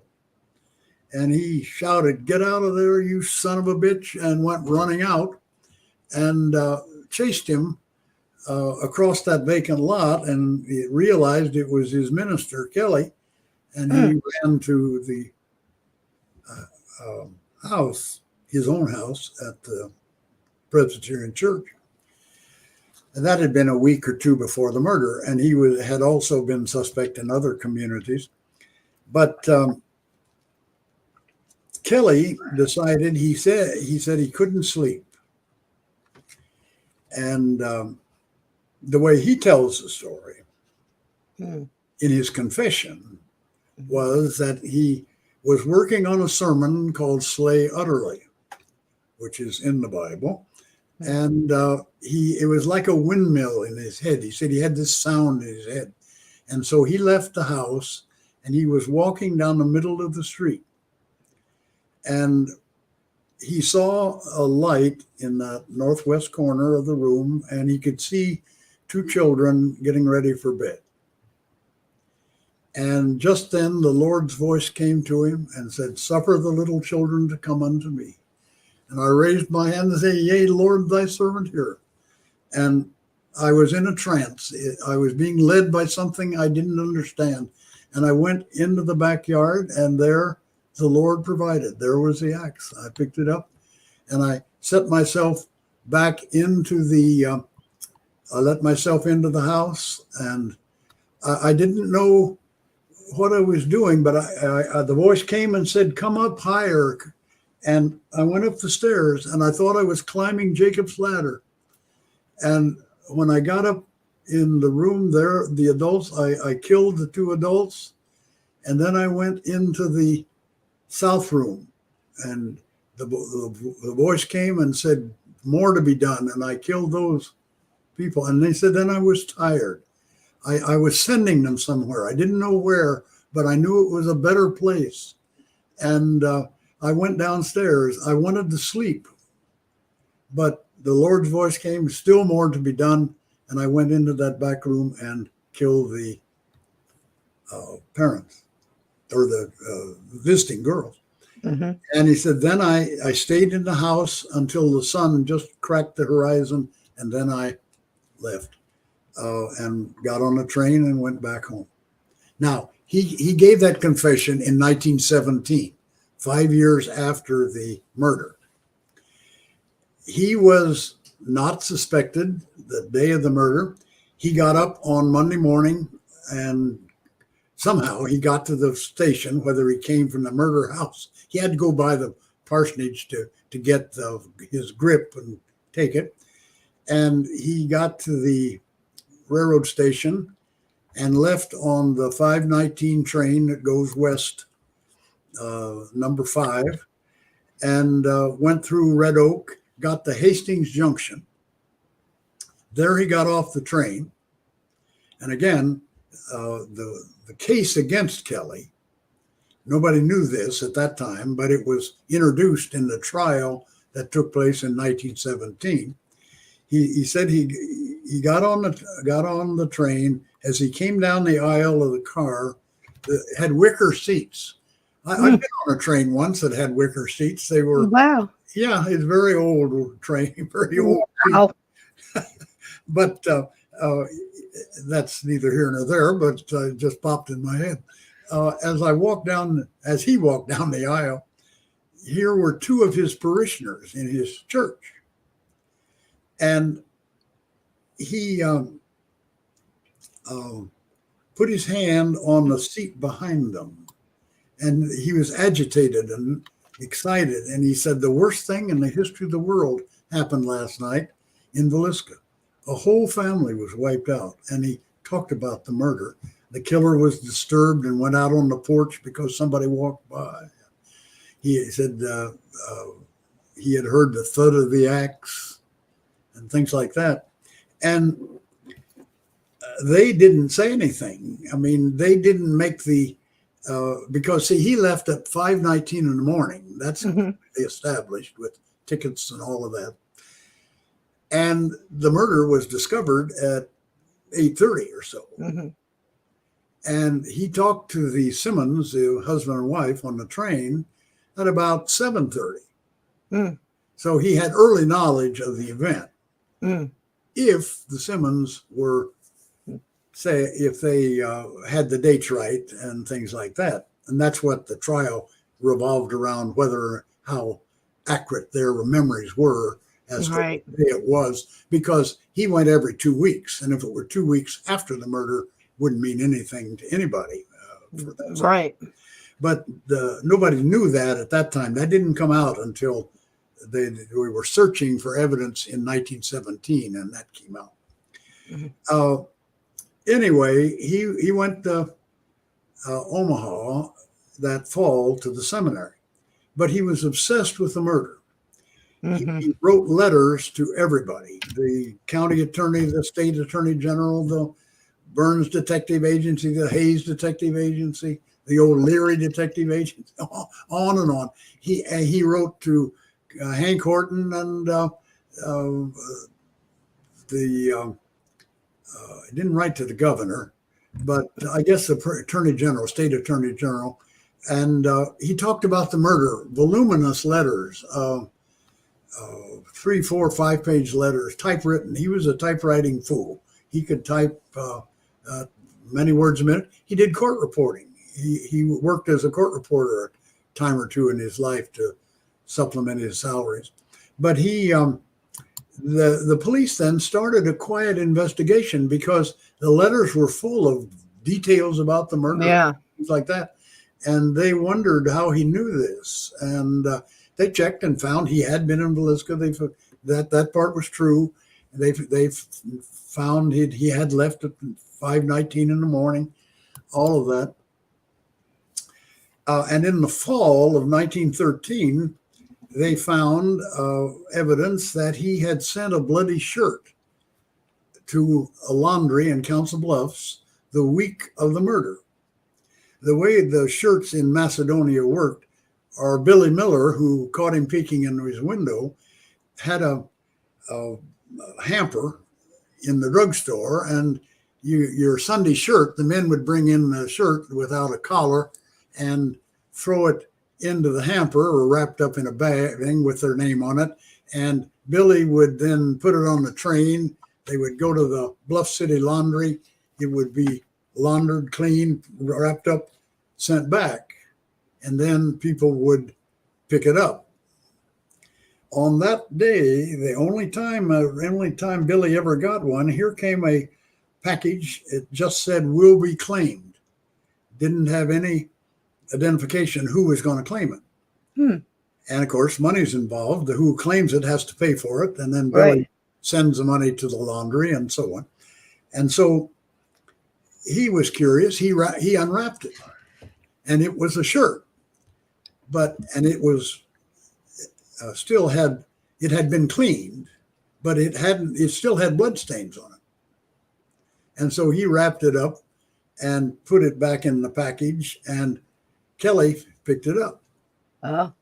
And why Kelly, normally he would have just taken his dirty shirt and put it in the laundry and sent it.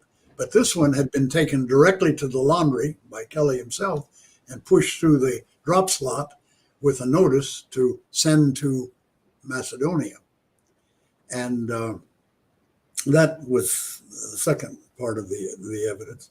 The rest of the case revolved around his personality. I've said he caught peeking in windows. There were several towns where they suspected him of that because he would be walking on the street at 1 and 2 in the morning, 11 o'clock, 12 o'clock, that kind of thing. He also, in 1913, less than a year after the murder, they got him a job. He was still in the seminary, and they got him a job to supplement his income so that he was living in Carroll, Iowa. Bring a train from Omaha to Carroll and stay on the weekend and then go back and preach and then go back to Monday morning to the seminary and study for the week. When he was there, he got a sleeping room in the upstairs of a doctor's house, doctor and his wife. And in the spring of 13, he invited I think she was 14 years old, maybe 13 or 14, girl to come over on the pretext that he would teach her shorthand, which he could have done. I mean, he knew shorthand and all that. But so she came up to his room, and when he got her in the room, he spent an hour trying to persuade her to take her clothes off and pose for him. And she of course was shocked and not willing to do that. But a tremendous risk. I mean, if she would screamed or run out and the landlady would, what's going on here? The guy would, he could have been in terrible trouble right away. And he's such a little bitty thing. He wasn't, but what, 5'2", 5'3"? 5'2" and weighed 119 pounds when he was arrested. Look at that. 17. So he'd be essentially the same.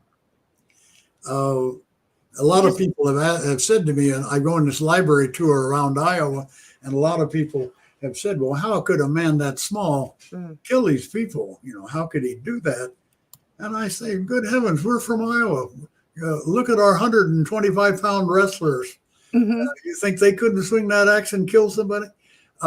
He was quick. Some people described him as bird-like, jumpy, jerk, and move rapidly. Pretty good preacher. But lots of people liked him as a preacher.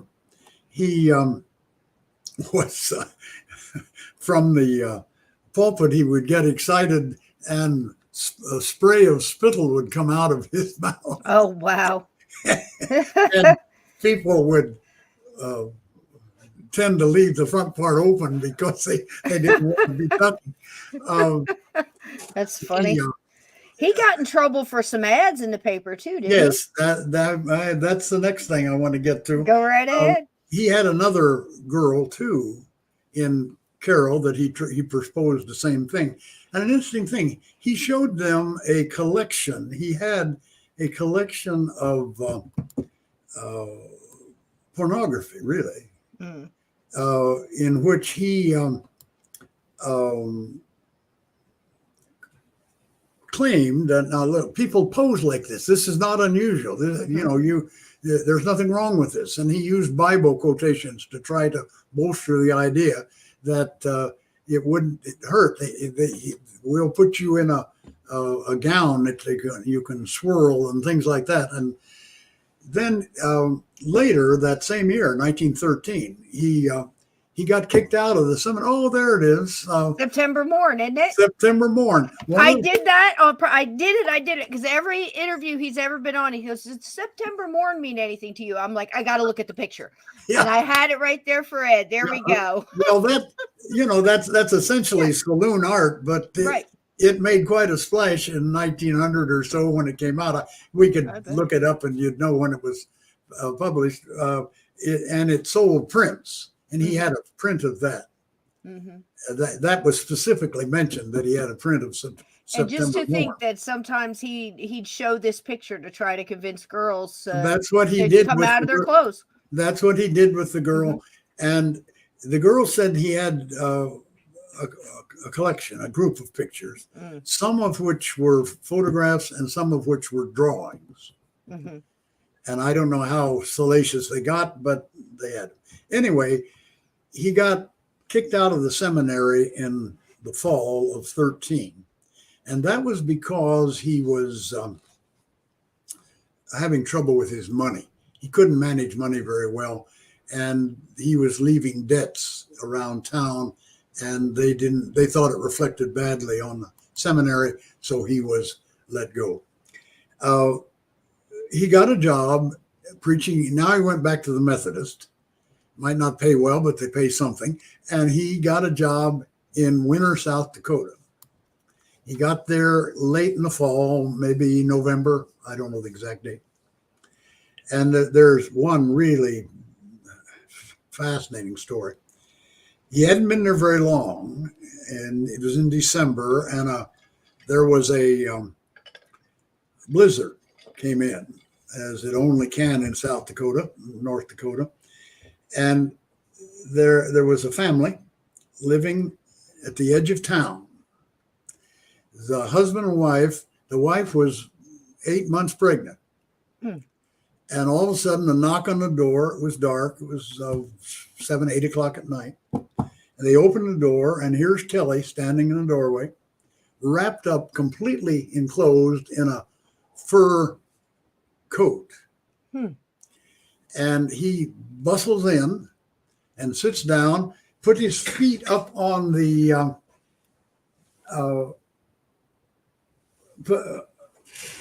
put his feet up on the pot-bellied stove. Mm-hmm.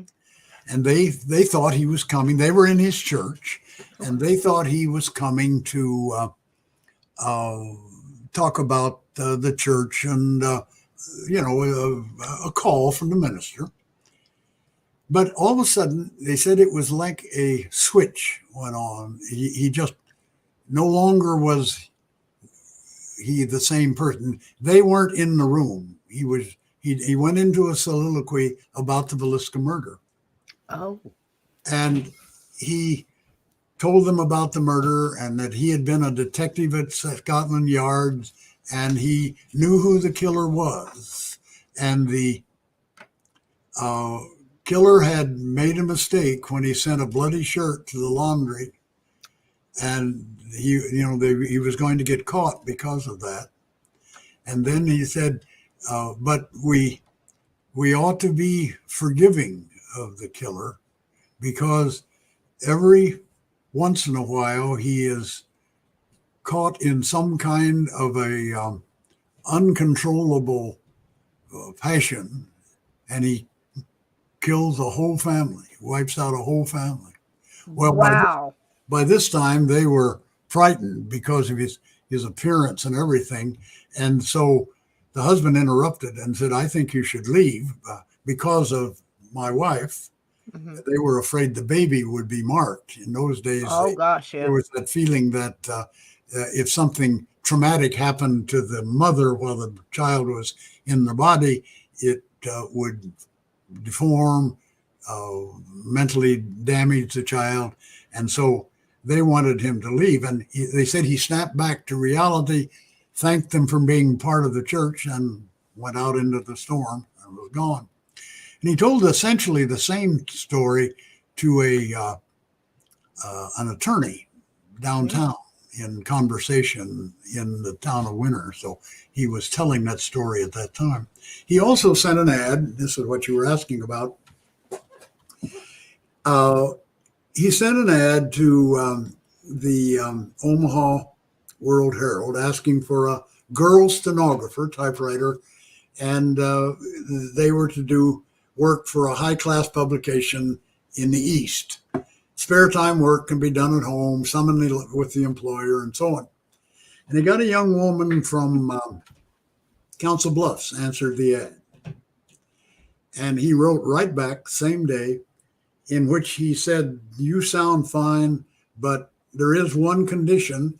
You have to type in the nude." What do you think about that, Steve? Let's do proof of life check on Steve. Are you good, buddy? I used to have a secretary, but it never occurred to me to make that a working condition.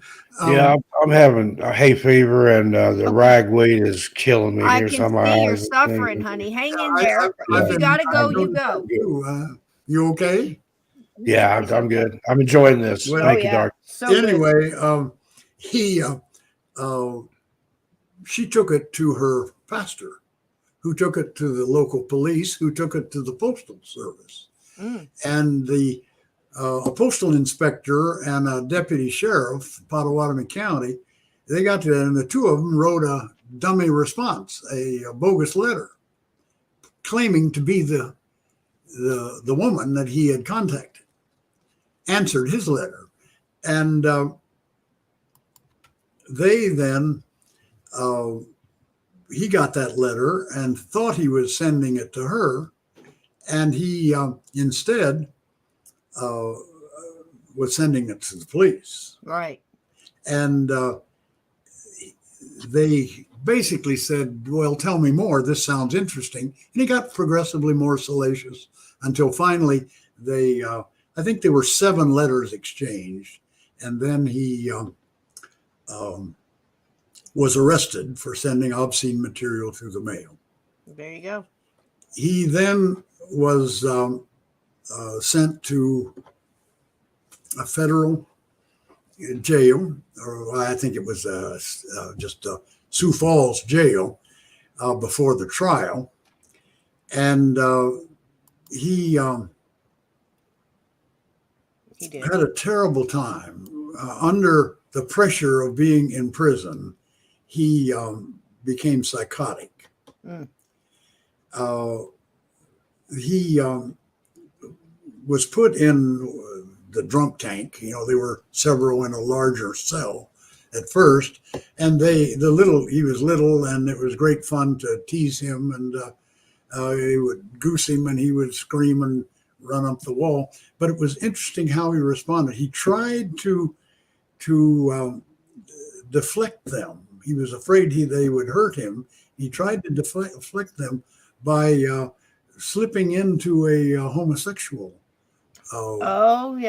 expression. Like he tried to reach them, tried to grab them.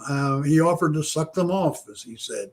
And the thing it said to me was that he had been raised a minister and had played that role all his life, but he had a collection of pornography or semi-pornography.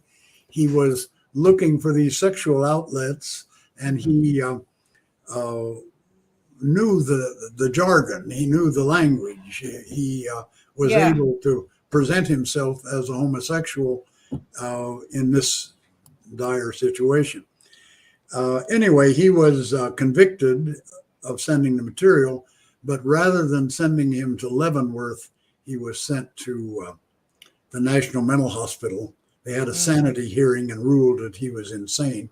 And he spent 5, 6 months, I think 6, 7 months, from spring of 1914 until the late fall of 1914 in the National Mental Hospital. And then he was released. Well, that, of course, generated a great deal of interest. Local police were very interested in that. He confessed the Villisca murder to another prisoner. Those jailhouse confessions are always suspect, but he did that. In fact, he confessed it to one of the jailers, who he said that he would. The jailer accused him. He said, "You killed those people in Villisca," and he said, "Yes, I did, and I'd like to kill some of the policemen in Villisca too. It's been coming here, and now and bugging him." Yeah, that's right. I haven't put much stock in that kind of a statement, but it was interesting that he said it. He was also something his wife told in court. Yeah. You want to tell that part? Well, I'm not sure, but we're talking about the same thing. Wherever you want to. Let me tell you the one thing. He was arrested for the murder in May of 1917. Trial started in September. So for those 3 months or so, he was held in a jail in Logan, Iowa, a small town. And the county attorney got to know him pretty well and got to know his wife very well. He was very sympathetic to the wife. She had been a long suffering. She had stood by him through all of these ups and downs. Very terrible life, I'm sure, for her. And he was sympathetic.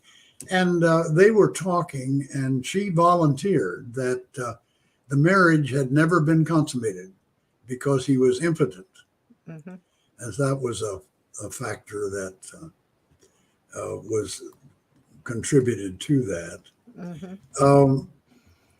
The trial took place in September, about a month-long trial, and the state felt it was a open and shut case. The state was absolutely convinced that he was the killer, and they thought the evidence would show that very clearly. The defense was able to muddy the waters enough. It had, after all, been 5 years, and so memories were stressed to try to come back with that. And the majority of the people believed that Kelly was just an insane, little tiny minister who was confused and thought he might have killed them, but really had nothing to do with it because F.F. Jones had hired Blackie Mansfield to do the murder. And the jury then ruled 11 for acquittal and 1 for acquittal by reason of insanity.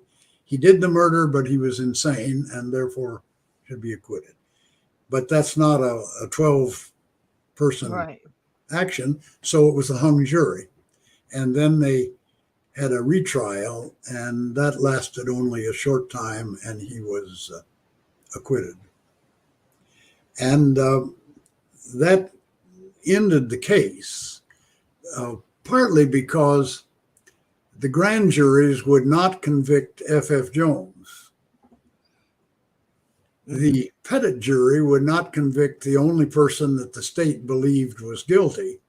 So the state felt we can't find someone else because that would be an innocent person. The guilty man was freed by the jury. The citizens in Villisca were convinced that F.F. Jones was behind it, but we've had 2 grand juries look into it and they won't convict him. So nobody felt they could move anywhere. And the case then has been unsolved ever since. Incredible. And it's like you said, and if we get with the F.F. Jones and talk to all the witnesses and, what they said they saw and everything else, then we are convinced, okay, that's a plausibility. We've heard everything from F.F. Jones made Albert go in and do it, which there's knowing Albert, no way. There's no, no no, way. no. That's easy to eliminate. Absolutely. You know, all of these things, whether he hired this guy here, Blackie Mansfield, who wasn't, his nickname was not Blackie. No, no. And no. go ahead, His tell hair that. is kind of a sandy color. Mm-hmm.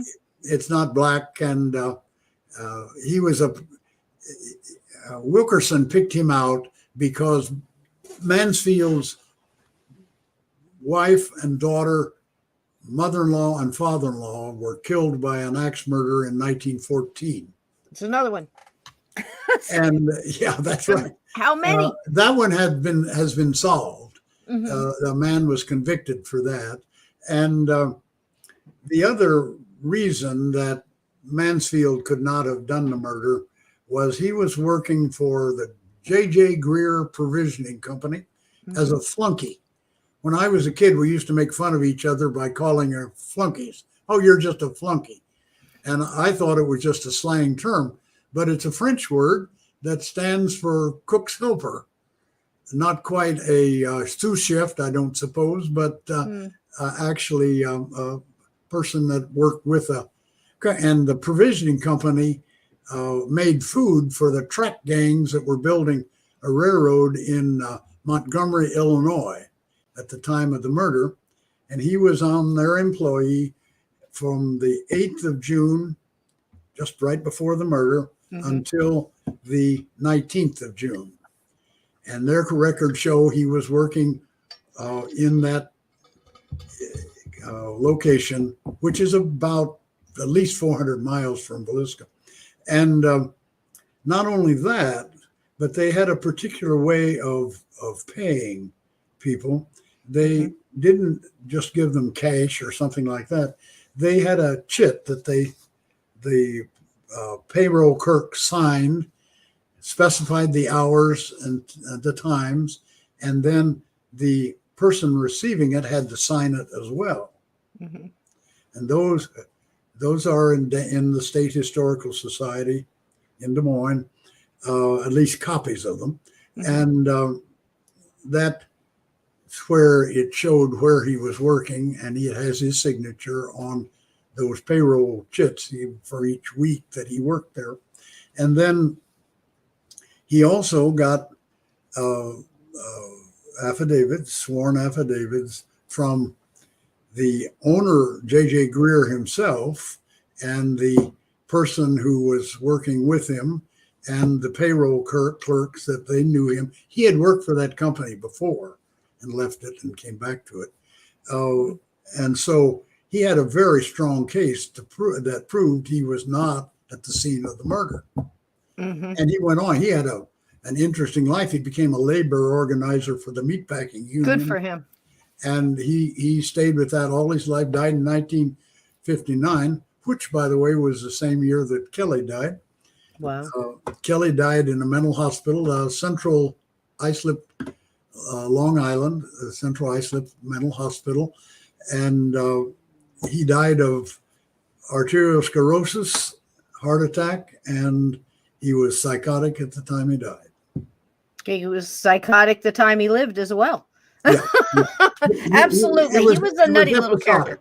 It was episodic with him. He would be, quote, normal, and then he would slip into these problems. He, interesting thing, I've tried to locate him at the other murders. I mean, that would drive the nail in, just like if we find Mueller at the other murders, you're going to feel confident that, well, he was that serial killer. But Kelly had a Chautauqua speech, used it to raise money. He would charge a fee and he would put an ad in the paper, I guess. I assume that's how he did it. And then he would go there and give the speech and collect the money and go home. And he said that he gave that speech 300 times. Now, that's probably some hyperbole in that. Sounds like Chamber of Commerce talking. But anyway, it was about life and love of the old country folk. And it was about England. He talked about what life was like in England. And I wondered if he, that would, one of the reasons he did it, I think, was it wasn't just for the money, but it got him out of his known environment into an unknown environment. You might just stay at the local hotel that night and walk around town to see if there was anything of interest to watch. Mm-hmm. And that's speculation now on my part, but he did give the speech. I don't know how many times, but he had it and gave it. He always gave it to the new town he came to. Mm-hmm. He also was a firebug. He started fires we know in one town when they were getting the confession out of him, which I don't think would be accepted today because they put him under lots of pressure.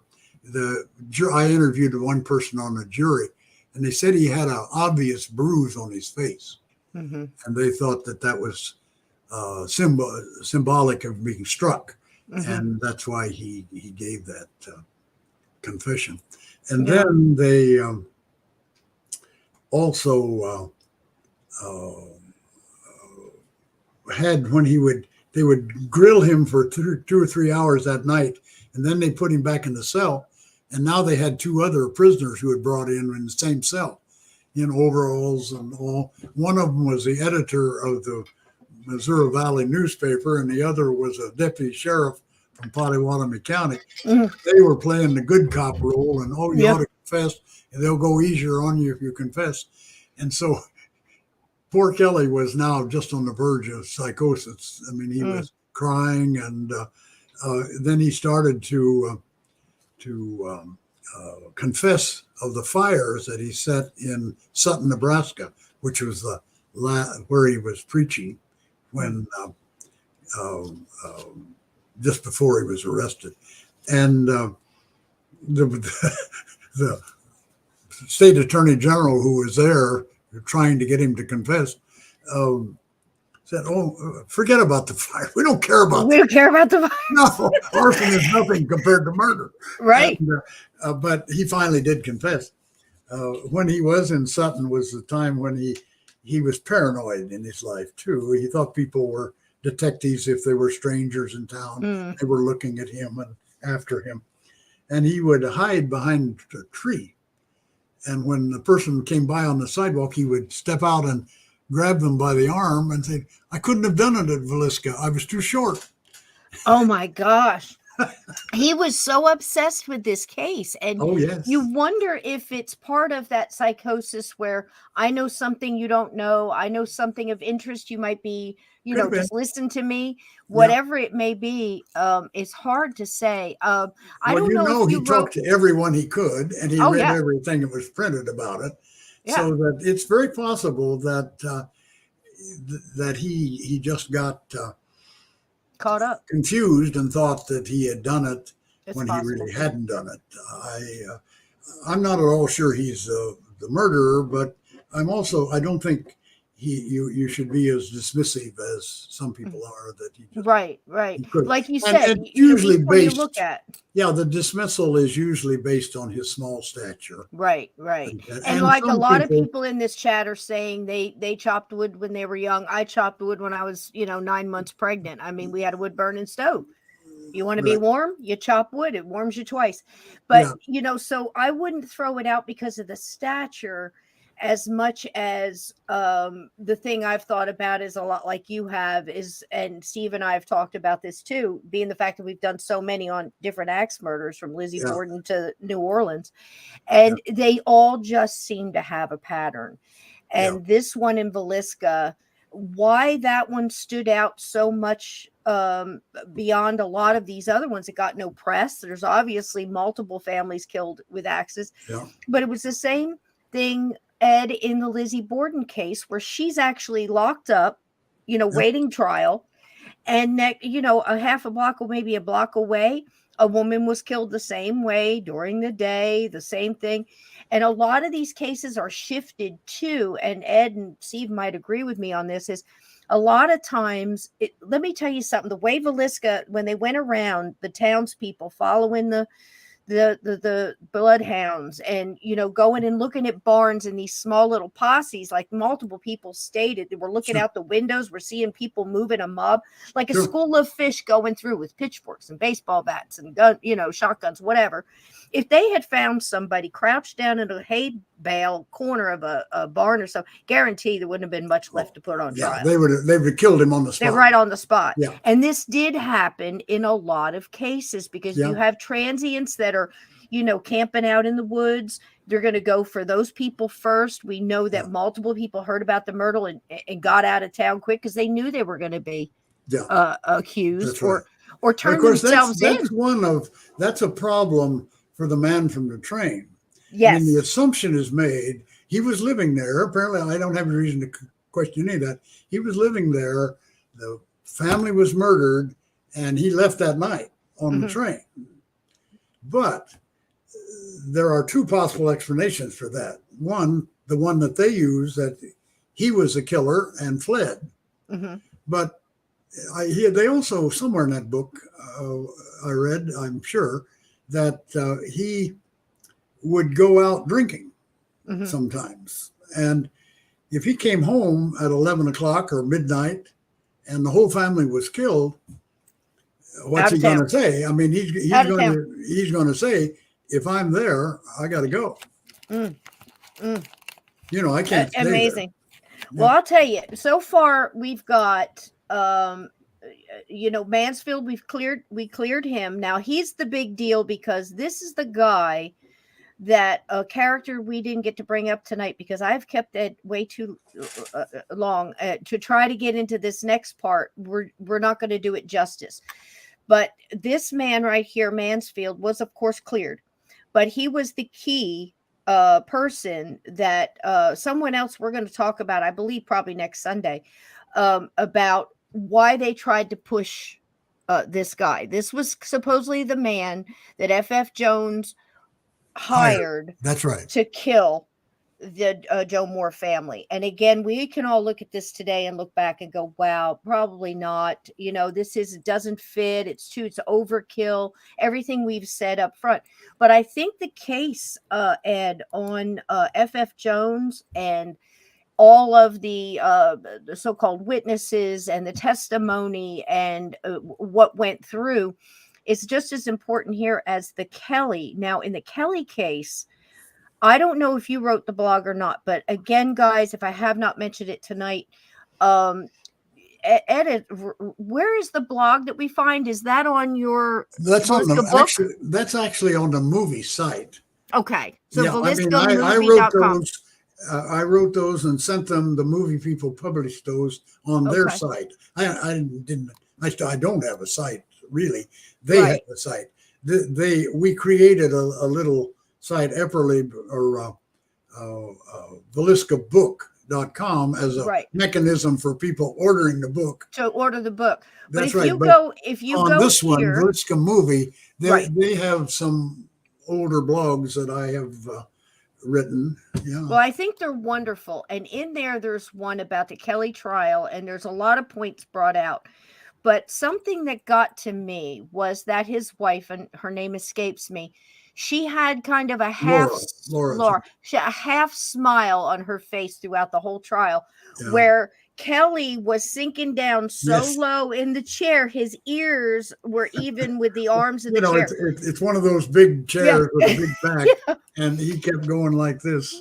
Well, that shows embarrassment. This shows embarrassment. So to me, it seems the personality, and again, I'm just armchair, being a psychologist. I'm not a psychologist, but it seems to me that he's embarrassed to hear of the things they're accusing him that he did.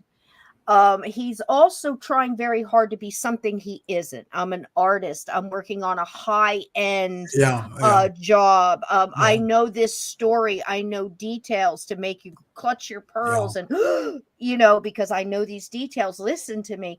This is what it sounds like to me. I can't X him out as, I would never do that by stature. I was a soldier in the Army. They told me I couldn't do the things I did too. Yeah. So that's just the way it is.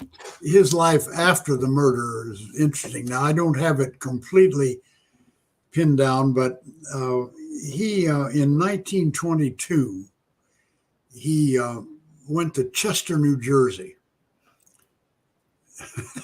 Is that too far from you? It's far enough. He went to Chester. It's a good place for him. And he preached there until 24. Mm. And I went to Chester. I was in grad school in Tennessee, and that got me halfway there. And so I had an extended vacation, and Joyce held the fort at home at Nashville, and I drove up to Chester. Mm-hmm. And I went up to he was preaching in the Congregational Church, which is where his father preached, in the Congregational Church, and his grandfather. Mm. And so I went up to the parsonage, knocked on the door. I know it was about 8 o'clock when I got there. It was getting dusk. And I'd gotten a room downtown, and a guy came to the door, obviously the minister. And I said, I wanted to talk with you. I'm from Iowa, and I've been doing work on a person who preached in your church a long time ago. This would have been in the very late 1960s. I was doing this. And the guy said, wait, don't tell me. Let me guess. I know who it is. And I said, well, who? He said, Kelly. I said, right. And well, anyway, he was remembered, and I got some great stuff in that. Spent a long weekend there, and nice. I interviewed some people. He and his wife, it was about as stable a time as he had in his life. 2 years without a major upset that I could detect. He got a parrot, and they trained the parrot to say Bible verses. I suppose Jesus loves me, or oh wow, God is love, or something like that. But he had a high school Sunday school group that got a hold of the parrot and taught it profanity, and he had a terrible time with that. He also, for the only time in his life, I think, bought a car, and he learned to drive it in the backyard of his house. Knocked over a neighbor's fence. I suppose it didn't know how to stop it once it got started. Oh, wow. And the townspeople nicknamed them Mosey and Josie. I don't know who was who, but they said they walked all over town, and he was always blazing along about 4 or 5 steps ahead of her, and she was in a kind of a jog to keep up. But then in 1924, all of a sudden he left, and he and she got on a train, went directly to New York City, and left their belongings, everything. Wow. And I met an elderly woman, interviewed her, and I went up on the porch, and I said, I would like to talk with you about Reverend Kelly, who preached in the Congregational Church. And do you remember? Yes, I remember him. And I was waiting. I thought maybe we would go inside, but I think she was reluctant, strange man. She didn't want me. Right, inside. right. And so we stood out on the porch, and I had a yellow tablet like this, taking the notes. And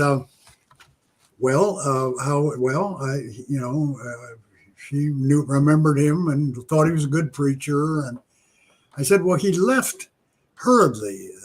Do you remember that? Yes, I remember that. Just got on the train and went to New York City, didn't he? Yes, I think that's right. Well, why? Do you know why he did that? He said, yes, I do. I said, well, why did he do that? Mm-hmm. And she said, I won't tell you. Oh, that stinks. And she was, and now my inference is that it was some kind of a sexual had to be indiscretion. Mm-hmm. And then she didn't want to talk to a strange man about that. And absolutely, this is a woman 80 years old, which is a good deal younger than I, but I still, she was very much upset by that question, I think. And even to remember the incident makes event. them uncomfortable. Yeah. Right. I suspect he got caught peeking in windows, but he might have tried to proposition one of his parishioners. I don't think it was because he had a particularly bad sermon the week before. Right. Not to leave all his stuff. He was running for his life. Yeah, that's right. That's right. And then he spent the bulk of the rest of his life in New York City, on Manhattan. He lived. He got counted twice in the 1930 census. He was counted in Manhattan, and a week later he was counted at the Willard Mental Hospital in Willard, New York, Western New York. Mm-hmm. But he got out of there, and that's a record. Not very many people did. Yeah. But he got out, and in 1947, his wife died. He took her to an emergency room, and she died in the admittance room just after they got to the hospital. He was working as a day preacher in the Bowery Mission. Bowery. He was that's where he was preaching. With the Bowery Boys. Yeah, that's right. And then 10 years later, in 1957, he was in the mental hospital on Central Islip. I don't know when he went. I don't think he could survive without her support, frankly. Yeah. And I'm sure that his psychosis got him there. He seemed to be doing all right there, but then he died in 59. I'm going to have 10 minutes off. Don't you people ever go to bed out there? No. So here's the thing. This is what I want to propose. This the F.F. Jones trial is extremely important. I'd like to let everybody go tonight because I have people all over the world. Just some are getting up and having breakfast. So you're coming back next Sunday for a Q&A? No, what if we do the first half? We'll go ahead and do the F.F. Jones trial because there's so much important information in there. And then we can do the second half as a Q&A. How would that be? That'll be just fine. That'll be fine. If I don't talk to you for 2 hours at a time, I feel slighted. Well, you can call me all during the week and we can have a good old time. I'll tell you what, every time I get on the phone with this man, I said, we should have just recorded this. This is an episode, but it's been an absolute delight. And I did have one thing I wanted to show you. I couldn't get them all because I was loading up so many things here, but you don't know this, but you're kind of a big deal in our in our world, and people absolutely love you. And I wanted to show you this because I thought it was just so apropos. It was one of the comments on last night's show, and it's from a wonderful listener. Fantastic, what a knowledgeable and sharp-minded gentleman Ed is. Great show, Cisco, and cannot wait for tonight's episode. Every single one of them are like that. People absolutely love you. And we are listening. And we will be here next Sunday to listen again. And our big thing is let's take the facts and move forward with them. Just like in all of these cases where now as paranormal investigators, people going to the house, when people tell them certain things happen, we know they didn't. And we can get a much cleaner investigation and look into honoring these victims and this town and what they went through, because it was torn in half for decades. And we'll get more into that next Sunday. Ed, thank you so much. Sure. Well, I'm enjoying it. It's been my major activity outside of surviving in life. And so now in my old age, to get to talk about it and think about it is a real pleasure. So I enjoy it. And to have people, you have such an intense audience here, and everybody absolutely loves you and just appreciates your time so much, and they're learning so much and they're absorbing all of this. Steve, what would you like to say, darling? Oh, it's a blast, and I wish it would never end. And I apologize for being off camera so much. You're having trouble. Ragweed has got me. So that's too bad. We're still getting We got a few snow flurries last night. Oh, wow. It was 82 degrees here in the high desert of New Mexico. Oh, yeah. Yeah, glad you got to wait a whole week, sweetie. One whole week. Now, this is what I want y'all to do. This is your homework. Since the cat ate my homework, be careful.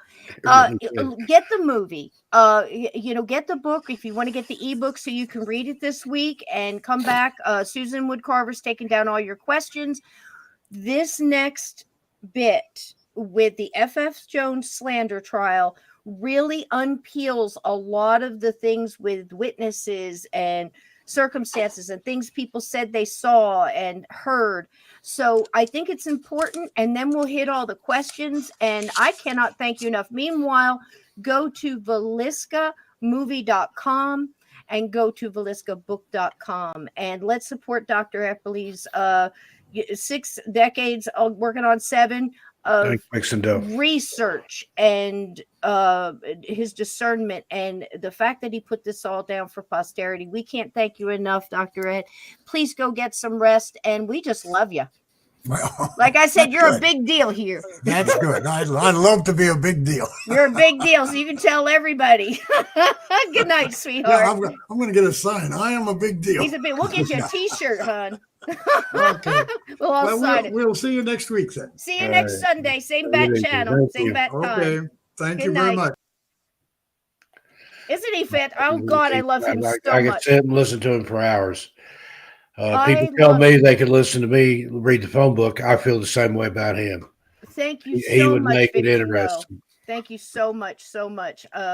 Yeah. Is it? It's in the 60s there. It's kind of rough here.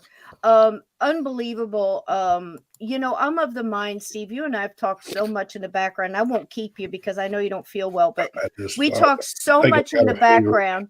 It was that kind of good show. We're just crying because it's such a good show. We're just so happy to be here. It's ragweed and hay fever and the show. It's just so good. It's just so good. Cried tears as big as horse turds. You and I definitely talked about it. One of the things Steve and I like to do is the human character and how it changes and morphs in high pressure situations, or a tragedy or an accident can turn an ordinary person into a hero in a heartbeat, and the opposite direction as well. So we always look at these things and wonder, does that person, just because Kelly was a weirdo, no doubt, doesn't mean he did it, doesn't mean he didn't. But again, it's a little bit too easy. Now, Ed tells a story, but one of the police, one of the commissioners or somebody he was talking to in the town, and he'll probably tell this next week. They were talking about, well, what if a serial killer, and the serial killer did it, and because Kelly was out walking around and looking for something to snoop at, maybe he saw it and then kind of went in after and maybe got involved that way or something along those lines. Any of these things are possible. What I want you to do is look at these things through discernment. My major thing is this. There were some people upset last night that we were doing a true crime with children and how horrible this is. There's a reason to go over the details. Nobody wants to hear. I certainly don't. And I feel for every single one of these victims named here tonight or otherwise. Mostly for me, the children, of course, but the mom. Here she is laying down next to Joe. Gosh knows what she was like or what she was doing. But here she is raising these kids. I'm looking at her age, and either she lost some children because Herman was 11 or 12, and she was, I think, 36. So that made her late in life. So she's 26, 27, starting having kids, or at least at that point, ones that survived. I do not know if she had miscarriages or anything. I don't have the details. But here's this woman trying to make a home. She's involved in the church and, of course, the kids' programs and everything that they went to that day. And here this guy's stooping Dona, calling, and they're talking in town. That everybody knows this. And this small little town. So, it really gets me with her, and it also gets me in the paranormal part of it too, that Steve and I are going to talk about on Monday Madness next week. We're going to bring in all the paranormal stuff, all the things that you guys are saying. We're taking all that down because that's my main thing here. One, to get the facts out, try to figure what happened. Okay. Like Amityville, you're never going to solve. The McDonald case, probably not solved. But there's a reason to go through and tell the facts truthfully. Because now when you guys, if you're going to go and watch a paranormal show and they start right out with some sensational hyperbole about this case, you already know how to look at that person for further information. It's either they don't know, or they didn't research it, or they're just going off of somebody else's bad information, which is what happened in this case 111 years ago. And I think 111 years later, we can learn from that, learn from the actual history and change it, because we ought to be able to do that in our day to day. Don't you think, Steve? Absolutely. And I think lying about this case and trying to make it something it isn't by saying, okay, well, I got EVPs in the closet from this guy and he says he did it. Well, who is that guy? You know, are you really getting some? Again, we can go all over that on that Monday. But again, you know now how to discern so you can become a better paranormal investigator, or somebody who's trying to solve a mystery, or just trying to figure out whether the crap you're hearing on TV is fact or fiction. Okay. It's anytime you exercise your mind, it's like doing push-ups. So we're doing mental push-ups with this one. I am absolutely not sensationalizing the murder of children. I didn't do that during Amityville. That was another horrible case. The McDonald case was a horrible case. Lizzie Borden was a horrible case. We're not doing it for that. We're doing it to get the facts right. And this man has the facts. Steve, anything you want to say on that, love? No, it's just like I said, it's wonderful. I wish it never had, and I wish we could have it on once a week. I know, and he could go. He could go. He could, yeah. I mean, you know, amazing. And I'm trying to look at the time, and I'm thinking I don't want to ask another question because I'm going to keep him another 45 minutes. You know, so I'm trying to just keep my mouth shut and just let him tell it. It's bedtime, but it's fascinating. It's hard not to. Absolutely fascinating. Absolutely fascinating. So, that's that, my friend. You were busy this week, and thank you for sending so many people over. If you're here from Steve's channel, we welcome you. All of our mods are wonderful here. This is one of the best chats you're ever going to find.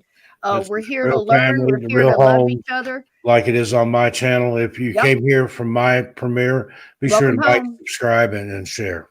Welcome home. And Steve does get to talk on the channel, just not as much as we've both been good these 2 nights, though. It took Ed Epperly to shut us both up. Bite my lip. Yeah. It took Ed Epperly to shut us both up. That's right. I'll tell you what, I don't know what to do on the way out here, but everybody loves animals, so we're going to do a little animal magnetism, a little high vibrational vibe to leave all that stuff behind. So when you go out of the show tonight, leave all that information behind and just think about the facts. Say a little prayer for the victims and everybody that was touched by this, because lives were destroyed in this town, and you'll hear more of that coming up Sunday night. What do you got going on this week, Steve? Just premiered a video earlier, the one that brought everybody over here. Bigfoot Michigan. Rob wrote about Bigfoots in state and national parks. That's a really good video. Go watch that. Wow. I've got coming up, we got missing, murdered Indigenous women, about the highway tears in Canada. I think that's going to be my next video. And now starting tonight, Monday through Friday, on the 3rd hour, Spaced Out Radio with Dave Scott. I'll have a segment in there with a story from among the missing. Oh, wow. I love that. I love that. Kat Ward used to do that on another show, and I absolutely love that. I think it was on in Newfoundland with John. Yeah. And it was a great little segment where you come in at like the weird news or something along the line. That's a great thing. I won't be on camera. It's pre-recorded, but I'm doing just little. This one was a little shorter than I meant to do. The next ones will be better. But go over and check Dave out tonight. Like, share, subscribe, and in the chat, tell him Steve Stockton sent you. Absolutely. Absolutely. And if Steve Stockton sent you here tonight and you're thinking about, should I hit that subscribe button? Should I hit that thumbs up? Please do. You won't regret it. Please do. We're here every Tuesday night, and we talk about everything under the sun. And everybody, Monday night. Into Tuesday. It goes into Tuesday sometimes. Tuesday, I'm on with Lee G, First Floor Audio. He's writing music for my wonderful, talented man. And I've got, thank you, D-Rock. I've got a a link tree. If I don't know if anybody here has got it or not, but that will throw it up here if you got it. Thank you for the sub, First Floor. Thank you. It'll give you all 5 of my channels. Let me get it here where I can share it out. Steve's link tree, so you can get the link tree, so you can have the full Steve Stockton experience. That's what we're calling it, right, Steve? Yeah, the Steve Stockton experience. Jimi Hendrix ain't got nothing on me. Nothing. But it subscribe to it. It doesn't cost anything. And then anytime I do an update, I post another link. It'll be in there. I've got my Etsy store listed. I've got my books, signed copies of my books for sale over there until I run out. I've had a tremendous amount of orders already in less than 24 hours. And I'm also liquidating part of my personal vintage paranormal and occult library, and then some of those books have already sold too. So, and I'll sign those if you want me to. I'll sign somebody else's book from the library of Steve Stockton. I'll sign anybody's name. A lot of good stuff going on. Okay. It's a good time to be Steve Stockton. The Night Society, she's not feeling good. She's already gone to bed. But I hope you feel better, sweetheart. I love you. Sweet dreams, midnight. Cisco and I were talking plans for the wedding here early. Boy, we got some good stuff cooked up. It's my kind of wedding, baby. I told Steve, I said, "You sure this isn't my wedding? Because this looks like something I would pick out." I mean, a wonderful taste, absolutely wonderful taste. But we're doing that. I don't know if we're going to jump in on Steve's show and do something this week. If we do, it'll be a pop up. We should. Me and you. We could do something on 13, or if you can find some way to tie it to missing people, we'll do it on the big channel. And I want to thank everybody for subscribing over there. And it's just, I'm so blessed. Thank you for helping out my friend. That's wonderful. And it's a lot of people have had trouble finding me just because of the other situation. But currently 63,092 subscribers, and I love each and every one. Here he is, and it absolutely couldn't be help me blow it up. I want to eclipse anything I've done in the past. So come on over. We got a big community building over there. It doesn't take much, but it helps us so much. I'm at 1743, I think, and I know it's an acquired taste. Look, I'm an old broad. I'm stuck in my ways. I'm going to tell you the truth, and I don't care who hears it. If I'm wrong, I admit it. If I don't know, I tell you. I mean, it's just one of those things. But when it comes to the paranormal, supernatural, I've lived a haunted life. So is Steve in one way or another. And I'm just getting real tired of people, just telling lies, because the reality, the facts are just fine the way they are. There's dark and there's light in both. And if we keep lying about it, we're never going to sort that. So that's my mission. I love you all. Thank you for coming in tonight. We'll be back here next Sunday. We'll finish up with the FF Jones. If the cat doesn't eat my homework again, if they eat my cue cards, can you hold that up again? I have like 100 and something slides, and I never know which way. Index card. Look at the cat work on that. And it's like Epperly Author. I can't. I had to redo the whole thing because I have them all glued to cardboard on the side. So I keep looking over here like a real professional. It's like, what did he say? He said this name, and I have to find the picture. Yeah, I can't. The camera's right in front of me here, but I have to look over here on this monitor to see. It looks funny. Yeah. But that's what I'm doing. I'm trying to figure out what Ed's going to talk about next, and I figured that he really. And I've took notes when we get to ask questions. I can't wait. I've got all kinds of notes. The visual aids I think help a lot. I kind of messed up on that one. I apologize, but some of these old pictures look the same, and all of these, there's so many mores involved in this that aren't related and are related. It just, and then, it gets crazy, but we're hanging in there. I love you all. Thanks for coming in tonight. Here's a little fun, some animals and some beautiful music to take you out so you don't have to leave on a bad note. And we'll see you same bat time, same bat channel next Sunday night. Good night, my love. Good night, everybody. Thank you. Good night, Gracie, wherever you are. I think maybe we'll get it. Maybe we won't. Here she comes. There we go. Good night, everybody.